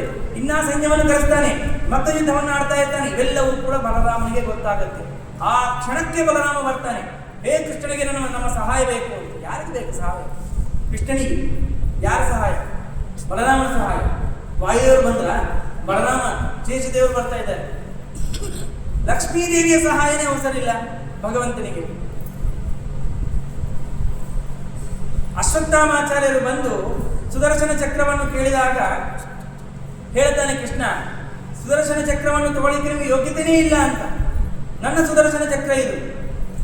ಯಾರು ನನ್ನ ಭಕ್ತರು ಧ್ರುವ ಬಂದು ಕೇಳಿಲ್ಲ, ಭೀಮಸೇನ ದೇವರು ಬಂದು ಕೇಳಿಲ್ಲ, ನನ್ನ ಸ್ನೇಹಿತ ಅರ್ಜುನ ಬಂದು ಕೇಳಿಲ್ಲ, ನೀವು ಬಂದು ಕೇಳ್ತಾ ಇದ್ದೀರಿ. ಆದ್ರೂ ತಗೋರಿ ಅಂತಂದ್ರೆ ಆ ಸುದರ್ಶನ ಚಕ್ರ ಸರಿಸಲಿಕ್ಕೂ ಸಾಧ್ಯವಿಲ್ಲ, ಆಗಂಗಿಲ್ಲ ಅಶ್ವತ್ಥಾಮಾಚಾರ್ಯರಿಗೆ. ಅಶ್ವತ್ಥಾಮಾಚಾರ್ಯರು ಹೇಳ್ತಾರೆ, ಆ ಸುದರ್ಶನ ಚಕ್ರವನ್ನು ಇಟ್ಟುಕೊಂಡೇ ನೀವು ಇಷ್ಟೆಲ್ಲ ಯುದ್ಧವನ್ನು ನಾಡಿ ಗೆದ್ದಿರಲ್ಲ, ಆ ಸುದರ್ಶನ ಚಕ್ರ ನಂಗ ಕೊಟ್ರೆ ನಾನು ಪಾಂಡವರನ್ನು ಸೋಲಿಸ್ತೀನಿ ಅಂತಂದ್ರೆ, ಕುಚ್ಚ ಆ ಸುದರ್ಶನ ಚಕ್ರದಿಂದ ನಾನು ಇಡೀ ದಿವಸ ಗೆದ್ದಿ ಅನ್ಕೊಂಡಿಯಾ ನೀನು? ಹೋಗೋ, ತಗೋ, ನನ್ನ ಸುದರ್ಶನ ತಗೋ, ನನ್ನ ಎಲ್ಲಾ ಆಯುಧಗಳನ್ನು ತಗೋ. ಲಕ್ಷ್ಮೀದೇವಿ ಮೊದಲು ಮಾಡಿಕೊಂಡು ಎಲ್ಲಾ ಜೀವರಾಶಿಗಳು ನಿನ್ನ ಪಕ್ಷ, ನಾನು ಒಬ್ಬನೇ ನಿರಾಯುಧನಾಗಿ ಒಂದು ಪಕ್ಷ, ನಿಮ್ಮೆಲ್ಲರನ್ನೂ ಕೂಡ ಹೊರಳಲ್ಲಿ ಕುಟ್ಟು ಹಾಕಿದಂತೆ ಕುಟ್ಟು ಹಾಕ್ತೀನಿ ಅಂತ ಹೇಳಿ ಭಗವಂತ ಹೇಳಿದವನು ಪರಮಾತ್ಮ. ಅವನಿಗೆ ಬಲರಾಮನ ಒಂದು ಸಹಾಯ ಬೇಕಿತ್ತ. ಆದರೆ ಅಣ್ಣ ತಮ್ಮಂದರು ಕಷ್ಟದಲ್ಲಿ ಇದ್ದಾಗ ಬಂಧುಗಳು ಬರೆಯಬೇಕು ಅಂತನ್ನುವ ಒಂದು ದೊಡ್ಡದಾಗಿರುವಂತಹ ಒಂದು ಮಾತನ್ನು ಉಪದೇಶವನ್ನು ಮಾಡ್ತಾ ಇದ್ದಾರೆ ಇಲ್ಲಿ ಬಲರಾಮದೇವರು. ಬಲರಾಮದೇವರು ಬಂದು ಅವರು ಕೂಡ ಯುದ್ಧದಲ್ಲಿ ಪಾಲ್ಗೊಂಡು ಯುದ್ಧವನ್ನು ಆಡ್ತಾ ಇರ್ತಾರೆ. ಅಲ್ಲಿ ಎಲ್ಲರ ರಕ್ತ, ಮಾಂಸ, ಆನೆಗಳ ಒಂದು ಮುಖ, ಆ ಕುದುರೆಗಳ ಕಾಲು ಎಲ್ಲವೂ ಕೂಡ ಕಟ್ಟಾಗಿ ಆಗಿ ಆಗಿ ಆಗಿ ಅಲ್ಲೆಲ್ಲಿ ಬಿದ್ದು ರಕ್ತ ಸುರಿತಾ ಇರುವುದನ್ನು ನೋಡಿ ರುಕ್ಮಿಣೀದೇವಿ ಹಂಚಿಕೊಂಡು ಬಿಡ್ತಾರೆ. ರುಕ್ಮಿಣೀದೇವಿ ಹಂಚಿಕೊಂಡು ನೋಡ್ತಾ ಇರೋ ಕರ ಭಯಭೀತಲಾದಾಗ ಆ ಯುದ್ಧ ಎಲ್ಲ ಕಡಿಲಿ ವಿಚಾರ ಮಾಡಿದೆ, ಮೊದಲಿಗೆ ನನ್ನ ಹೆಂಡತಿ ಅಕ್ಕೆ ಹಂಚಿಕೊಂಡಲ್ಲಪ್ಪ ಮಾರಾಯ ಅಂತಂದು ಆ ಯುದ್ಧ ಸದ್ಯಕ್ಕೆ ಬಲರಾಮನಿಗೆ ನೋಡ್ಕೊ ಅಂತಂದು ಆಗ ಭಗವಂತ ರುಕ್ಮಿಣೀದೇವಿಯ ಒಂದು ಮುಖವನ್ನು ಹಿಂಗೆ ಕೈಯಲ್ಲಿ ಹಿಡಿದುಕೊಂಡು ಯಾಕೆ ಹಂಚ್ತಾ ಇದ್ದಿ, ನಾನು ಇದ್ದೀನಲ್ಲ ಅಂತೇಳಿ ಆ ಧೈರ್ಯವನ್ನು ಹೆಂಡತಿಗೆ ಪುರುಷ ಕೊಡಬೇಕು. ಹಂಗಾಗಿ ಪರಮಾತ್ಮ ಅಲ್ಲ ತೋರಿಸಿಕೊಟ್ಟು ಮತ್ತೆ ಯುದ್ಧವನ್ನು ಆಡ್ತಾ ಇರ್ತಾನೆ. ಎಲ್ಲರೂ ಯುದ್ಧವನ್ನು ಸೋಲುಬಿಡ್ತಾರೆ. ಇಲ್ಲೇನೋ ಶಿಶುಪಾಲ ಆ ರಾಜ್ಯದಲ್ಲಿ ಕುಳಿತಿದ್ದಾನೆ, ಪುರೋಹಿತರೇನು ಕುಳಿತುಬಿಟ್ಟಿದ್ದಾರೆ ಕದಲ್ಸದಂಗ, ಅದೆಲ್ಲ ಚಲೋತ್ನ ಹಾಕೊಂಡು ಅಲಂಕಾರ ಮಾಡ್ಕೊಂಡು ಕೂತಿದ್ದಾನೆ ಜನ ಕೂತಾಂಗ. ಇಲ್ಲಿ ಜರಾಸಂಧಾದಿಗಳಲ್ಲಿ ಎಲ್ಲರೂ ರಾಜ್ಯ ಎಲ್ಲ ರಕ್ತ ಮಾಂಸಗಳಿಂದ ಹಿಂಗೆಲ್ಲ ಜೋಗ್ ಬಿಡ್ತಾ ಆ ರಾಜ್ಯಕ್ಕೆ ಬರ್ತಾ ಇದ್ದಾರೆ. ಅವರೇ ನಾವು ಸೋತೋಗ್ಬಿಟ್ವಿ ಅಂತ. ಏನಾಯ್ತು ಅಂತ ಹೇಳ್ತಾ ಇರ್ತಾರೆ. ಕೇಳಿದರೆ ಶಿಶುಪಾಲನಿಗೆ, ಆಯ್ತು ನೀನು ರುಕ್ಮಿಣಿ ಜಂಪಾದ ಏನಾಯ್ತು ಅಂತಂದ್ರೆ ಕೃಷ್ಣ ಬಂದು ಎತ್ಕೊಂಡು ಹೋದ. ಜರಾಸಂಧಾದಿಗಳು ಏನ್ ಮಾಡಿದ್ದಾರೆ, ಅವರು ಸೋತ್ ಬರ್ಲಿಕ್ಕೆ ನಮ್ಮ ಹಿಂದನೇ ಇದ್ದಾರೆ ಅಂತ. ಮತ್ತೆ ಏನಾಯ್ತು ಈಗ, ಮದುವೆ ನಿಂತಿದ್ದು ಗೊತ್ತಾಗ್ತಿಲ್ಲ ಇನ್ನು ನಿನಗೆ ಅಂತ ಆಯ್ತಾರೆ. ಜರಾಸಂಧ ಬಂದು ಆಗ ಸಮಾಧಾನ ಮಾಡ್ತಾನೆ ಶಿಶುಪಾಲನಿಗೆ. ಶಿಶುಪಾಲ ನೋಡು, ಕಾಲ ಎಂದಿಗೂ ಕಾಲಚಕ್ರ ಒಂದೇ ತರ ಇರೋದಿಲ್ಲ, ತಿರುಗ್ತಾ ಇರ್ತದೆ. ನಮಗೊಂದು ಟೈಮ್ ಬರುತ್ತದೆ, ಪ್ರತಿ ಕುಕ್ಕಕ್ಕೂ ರೋಜ್ ವಸ್ತುಂದಿ, ನಮಗೊಂದು ಟೈಮ್ ಬರುತ್ತೆ. ಆಗ ನಾವು ಕೃಷ್ಣನನ್ನು ಸಂಹಾರ ಮಾಡಬಹುದು. ನೋಡು, ನಾ ಎಷ್ಟು ಧೈರ್ಯದಿಂದ ಇದ್ದೀನಿ, 18 ಸತಿ ಸೋತೀನಿ ಯುದ್ಧದಲ್ಲಿ ಕೃಷ್ಣನ ಜೊತೆ, ಆದ್ರೂ ಮತ್ತೆ ಯುದ್ಧಕ್ಕೆ ಹೋಗ್ಬೇಕಂತ ವಿಚಾರ ಮಾಡ್ತೀನಿ. ಯಾಕ ಮತ್ತೆ ನಂತರ 19ನೇ ಸತಿ ನಾನು ಗೆಲ್ತೀನಿ ಅಂತ ಹೇಳಿ, ಖಂಡಿತ ಗೆಲ್ತೀನಿ ನಾನು ಕೃಷ್ಣನ ಮೇಲೆ ಅಂತ ಹೇಳಿ ಇಷ್ಟು ವಿಶ್ವಾಸದಿಂದ ಸೋಳನ್ನು ಕೂಡ ಹೇಳ್ಕೊಳ್ತಾ ಇದ್ದಾನೆ ಜರಾಸಂಧ. ಹಂಗ ಶಿಶುಪಾಲನಿಗೆ ಹೇಳ್ತಾ ಇದ್ದ. ಆ ಶಿಶುಪಾಲನಿಗೂ ಕೂಡ ಹೋಗ್ಲಿ ಬಿಡು, ಇದಿಲ್ಲ ಅಂದ್ರೆ ಇನ್ನೊಂದು ಅಂತಂದು ನಾನು ಕೂತ್ಬಿಟ್ಟಿದ್ದಾನೆ. ಹಂಗೆ ಆಯ್ತು. ಆದ್ರೆ ಇವೆಲ್ಲರಿಗೆ ಸಂಬಂಧನೇ ಇಲ್ಲ. ರುಕ್ಮಿಣಿ ಹೋದ್ರೆ ಹೋಯ್ತು, ಯುದ್ಧ ಆಡಿದ್ವಿ ಹೋಯ್ತು. ಆದ್ರೆ ಸಂಬಂಧ ಇದ್ದವನು ಯಾರು? ರುಕ್ಮಿ ಇದ್ದಾನೆ. ಆದ್ದರಿಂದಾಗಿ ರುಕ್ಮಿ ಅಂತೂ ಬಿಡ್ಲಿಕ್ಕಿಲ್ಲೇ ಇಲ್ಲ. ನನ್ನ ತಂಗಿಯನ್ನು ಹೆಂಗೆ ನೀನು ಎತ್ತುಕೊಂಡು ಹೋಗ್ತಿ ಅಂತ ಹೇಳಿ ಅಂದು ತಾನು ಯುದ್ಧಕ್ಕೆ ಹೋದ. ಕೃಷ್ಣನ ರುಕ್ಮಿಣಿ ಸೋಲಿಸ್ತೀನಿ ಅಂತ ಹೇಳಿ ಮತ್ತೊಂದಿಷ್ಟು ಸೈನ್ಯವನ್ನು ಕರ್ಕೊಂಡು ತಾನು ಯುದ್ಧಕ್ಕೆ ಹೋಗಿ ಎಲ್ಲ ಕೃಷ್ಣನ ಮೇಲೆ ಆಯುಧಗಳನ್ನು ಪ್ರಯೋಗವನ್ನು ಮಾಡ್ತಾ, ಎಷ್ಟೆಷ್ಟೋ ಆಯುಧಗಳನ್ನು ಪ್ರಯೋಗ ಮಾಡ್ತಾ ಇದ್ದಾನೆ. ಇಷ್ಟನೂ ಆಯುಧಗಳನ್ನು ಪ್ರಯೋಗ ಮಾಡಿ ಆ ರುಕ್ಮಿಯ ಎಲ್ಲ ಆಯುಧಗಳನ್ನು ನಾಶವನ್ನು ಮಾಡ್ತಾ ರುಕ್ಮಿಯನ್ನು ಸಂಹಾರ ಮಾಡಲಿಕ್ಕೇನೆ ಇನ್ನ ನಿಶ್ಚಯಿಸಿ ಇನ್ನ ತನ್ನ ಖಡ್ಗವನ್ನು ತೆಗೆದು ಇನ್ನ ಕೆಳಗೆ ಇಳಿದು ರುಕ್ಮಿ ಅಂತಂದು ಹಿಡಿದು ಖಂಡನ ಮಾಡಬೇಕಾದಾಗ ಆಗ ರುಕ್ಮಿ ಭಗವಂತನ ಪಾದಗಳನ್ನು ಹಿಡಿದು ಪರಮಾತ್ಮ ಯೋಗೇಶ್ವರ ಪ್ರಮೇಯಾತ್ಮ ದೇವದೇವ ಜಗತ್ಪತೆ ಅಂತುನಾರಸಿ ಕಲ್ಯಾಣ ಭ್ರಾತರಮ್ಮೆ ಮಹಾಭುಜ ಅಂತಿರಿ. ಪರಮಾತ್ಮ ನೀನು ಕಾರುಣ್ಯ ನಿಧಿ, ಪರಮದಯಾಳುವಾಗಿದ್ದಿ. ನನ್ನ ಅಣ್ಣ ತಪ್ಪು ಮಾಡಿದ್ದಾನೆ ಹೌದು, ಆದರೂ ಎಷ್ಟಾದರೂ ಕೂಡ ನನ್ನ ಅಣ್ಣ, ಆದ್ದರಿಂದಾಗಿ ದಯಮಾಡಿ ಅವನನ್ನು ಸಂಹಾರ ಮಾಡಬೇಡ ಅಂತ ಹೇಳಿ ಕಾಲ ಮೇಲೆ ಬಿದ್ದು ಪ್ರಾರ್ಥನೆ ಮಾಡಿದಾಗ ಹೆಂಡತಿ ಕೇಳಿದರೆ ಯಾಕೆ ಬೇಡ ಅಂತಾನೆ ಕೃಷ್ಣ, ಅನ್ಲಿಕ್ಕೇ ಬೇಕು. ಆದ್ದರಿಂದಾಗಿ ಪರಮಾತ್ಮ ಕೇಳಿ ಆಗ ಆ ರುಕ್ಮಿಯ ಮುಂಡನವನ್ನು ಮಾಡಿಸಿ ಕಳಿಸ್ತಾನೆ. ಅಷ್ಟರೊಳಗೆ ರುಕ್ಮಿ ಏನ್ ಮಾಡಿರ್ತಾನೆ ಅಂತಂದ್ರೆ, ನಾನು ಕೃಷ್ಣನನ್ನು ಸಂಹಾರ ಮಾಡಿಲ್ಲ ಅಂತಂದರೆ ಮತ್ತೆ ಈ ವಿದರ್ಭ ದೇಶಕ್ಕೆ ನಾನು ಎಂಟ್ರಿನೇ ಕೊಡೋದಿಲ್ಲ, ಅವನು ಸಂಹಾರ ಮಾಡೇ ಬರ್ತೀನಿ ಊರಲ್ಲಿ ಪ್ರತಿಜ್ಞೆ ಮಾಡಿರ್ತಾನೆ. ಆದ್ದರಿಂದಾಗಿ ಇನ್ನು ಮುಂಡನವನ್ನು ಮಾಡಿದ್ದಕ್ಕಾಗಿ ಅವನಿನ್ನ ಮತ್ತೆ ತಿರುಗಿ ಅಂತೂ ವಿದರ್ಭ ದೇಶಕ್ಕೆ ಬರಲಿಕ್ಕೆ ಸಾಧ್ಯನೇ ಇಲ್ಲ. ಇನ್ನು ಮತ್ತೆ ತಾನು ಎಲ್ಲನ ಒಂದು ಗುಹದಲ್ಲಿ ಹೋಗಿ ನಿವಾಸವನ್ನು ಮಾಡ್ತಾನೆ. ಅದಕ್ಕಿಂತಲೂ ಪೂರ್ವದಲ್ಲಿ ಬಲರಾಮ ನೋಡ್ತಾನೆ. ಬಲರಾಮ ನೋಡಿ ರುಕ್ಮಿಣಿಯ ದುಃಖವನ್ನು ಕೂಡ ನೋಡಿ, ಕೃಷ್ಣ ನೀನು ಮಾಡಿದ್ದು ಸರಿಯಲ್ಲ, ಅಸಾಧ್ವಿತಂ ತ್ವಯಾ ಕೃಷ್ಣ ಕೃತಮಸ್ಯ ಜುಗುಪ್ಸಿತಂ. ಇಲ್ಲಿ ಕೃಷ್ಣ ನೀನು ತಪ್ಪು ಮಾಡಿದಿ, ಹಿಂಗೆ ನೀನು ಅವಮಾನ ಮಾಡಬಾರ್ದಾಗಿತ್ತು. ಎಷ್ಟಿದ್ರೂ ಕೂಡ ಬಂಧುಗಳ ಮೇಲೆ ಅವಮಾನ ಮಾಡಬಾರದು ಅಂತ ಹೇಳಿ ಕೃಷ್ಣನಿಗೆ ಉಪದೇಶವನ್ನು ಮಾಡ್ತಾನೆ. ಕೃಷ್ಣ ಮಾಡಿದ್ದು ತಪ್ಪ ಅಂತಂದ್ರೆ ಅಲ್ಲ, ಕೃಷ್ಣ ಮಾಡಿದ್ದು ತಪ್ಪಲ್ಲ. ಆದರೂ ಕೂಡ ಲಕ್ಷ್ಮೀನಾರಾಯಣರ ವಿಯೋಗವನ್ನು ಮಾಡಬೇಕು ಅಂತ ವಿಚಾರವನ್ನು ಮಾಡಿದ್ದು ಏನು ಶಿಶುಪಾಲನೆ ಮಾಡಿದ್ದಾನೆ ಅಲ್ಲ, ಯಾರು ರುಕ್ಮಿ ಮಾಡಿದ್ದಾನೆ ಅಲ್ಲ, ಅದು ಅವನ ತಪ್ಪು ಸರಿ ಮಾಡಿಕೊಳ್ಳಬೇಕು ಅಂತ ಅನ್ನೋದಕ್ಕಾಗಿ ನಾನೀಗ ಛೇದನವನ್ನು ಮಾಡಿದ್ದೇನೆ ಅಂತ ಹೇಳ್ತಾನೆ. ಆದರೂ ಕೂಡ ಬಂಧುಗಳು ಹಿಂಗ ಅವಮಾನ ಮಾಡಬಾರದು ಅಂತ ಹೇಳ್ತಾನೆ ಬಲರಾಮ. ಯಾಕೆಂದ್ರೆ ಅಣ್ಣ ಅಂದ್ರೆ ಹೇಳಬೇಕು ಹಿತವನ್ನು, ಅದನ್ನು ಹೇಳ್ತಾನೆ. ಆದರೆ ಕೃಷ್ಣ ಮಾಡಿದ್ದು ಎಷ್ಟಿದ್ರು ಕೂಡ ಕೃಷ್ಣ ಅಂದ್ರೆ ಅತ್ಯಂತ ಪ್ರಾಣ ಬಲರಾಮನಿಗೆ. ಕೃಷ್ಣ ಮಾಡಿದ್ದು ತಪ್ಪು ಅಂತೇಳಿ ತನಗೂ ಬಾಯಿಂದ ಹೇಳಿದಾಗಲಿ ಮನಸ್ಸಿಗೆ ಅವನಿಗೂ ಅಸಮಾಧಾನ ಆಗಿತ್ತು. ಕೃಷ್ಣ ಏನು ತಪ್ಪು ಮಾಡಿಲ್ಲ, ಸರಿನೇ ಮಾಡ್ಯಾನ. ಅದಕ್ಕೆ ರುಕ್ಮಿಣಿಗೆ ಕೃಷ್ಣನ ಸಮಾಧಾನ ಮಾಡೋದು ಬೇಡ, ರುಕ್ಮಿಣಿಗೆ ಸಮಾಧಾನ ಮಾಡೋಣ ಅಂತೇಳಿ ರುಕ್ಮಿಣಿ ಕಡೆ ತಿರುಗಿ ತಾನು ಹೇಳ್ತಾನೆ, ನೋಡು ಇದು ರಾಜಧರ್ಮ, ಎಷ್ಟೇ ಬಂಧುಗಳಾಗಿರಲಿ, ಎಷ್ಟೇ ತಪ್ಪು ಮಾಡಿ, ಎಷ್ಟೇ ಅವರು ಹಾದಿ ತಪ್ಪಿರಲಿ, ಅವ್ರಿಗೆ ಶಿಕ್ಷಣವನ್ನು ಕೊಡಲಿಕ್ಕೇ ಬೇಕು. ಈ ಬಂಧುಗಳು ಅಂತ ಹೇಳಿ ನೋಡ್ಲಿಕ್ಕಿಲ್ಲೇ ಇಲ್ಲ, ಇದು ರಾಜಧರ್ಮ. ಅದಕ್ಕಾಗಿ ಕೃಷ್ಣ ಏನು ಮಾಡಿದ್ದಾನೆ, ಅದಕ್ಕೆ ನೀನು ನಿಶ್ಚಿಂತನಾಗಿರು, ಪರಮಾತ್ಮ ಕೃಷ್ಣನನ್ನ ಚೆನ್ನಾಗಿ ನೋಡ್ಕೊಳ್ತಾನೆ ಅಂತ ಹೇಳಿ ಪರಮಾತ್ಮನ ಜೊತೆಗೆ ಬಲರಾಮನ ಜೊತೆಗೆ ರುಕ್ಮಿಣಿ ಸಹಿತ ಕೃಷ್ಣ ತಾನು ತನ್ನ ನಗರಕ್ಕೆ ಕರ್ಕೊಂಡು ಹೋಗುವಂತಹ ಸಂದರ್ಭದಲ್ಲಿ ಒಂದು ಕ್ಷೇತ್ರದಲ್ಲಿ ನಿವಾಸವನ್ನು ಮಾಡ್ತಾರೆ. ಆ ಕ್ಷೇತ್ರ ಅಂತಂದ್ರೆ ಮೂಲಮಾಧವ ಅಂತನ್ನುವ ಸ್ಥಳ ಈಗೂ ಇದೆ. ಆ ಮೂಲಮಾಧವ ಅಂತನ್ನುವ ಸ್ಥಳ ಎಲ್ಲಂದ್ರೆ ಸೋಮನಾಥಪುರದಿಂದ ಪ್ರಭಾಸ ಕ್ಷೇತ್ರ ಅಂತಿದೆ.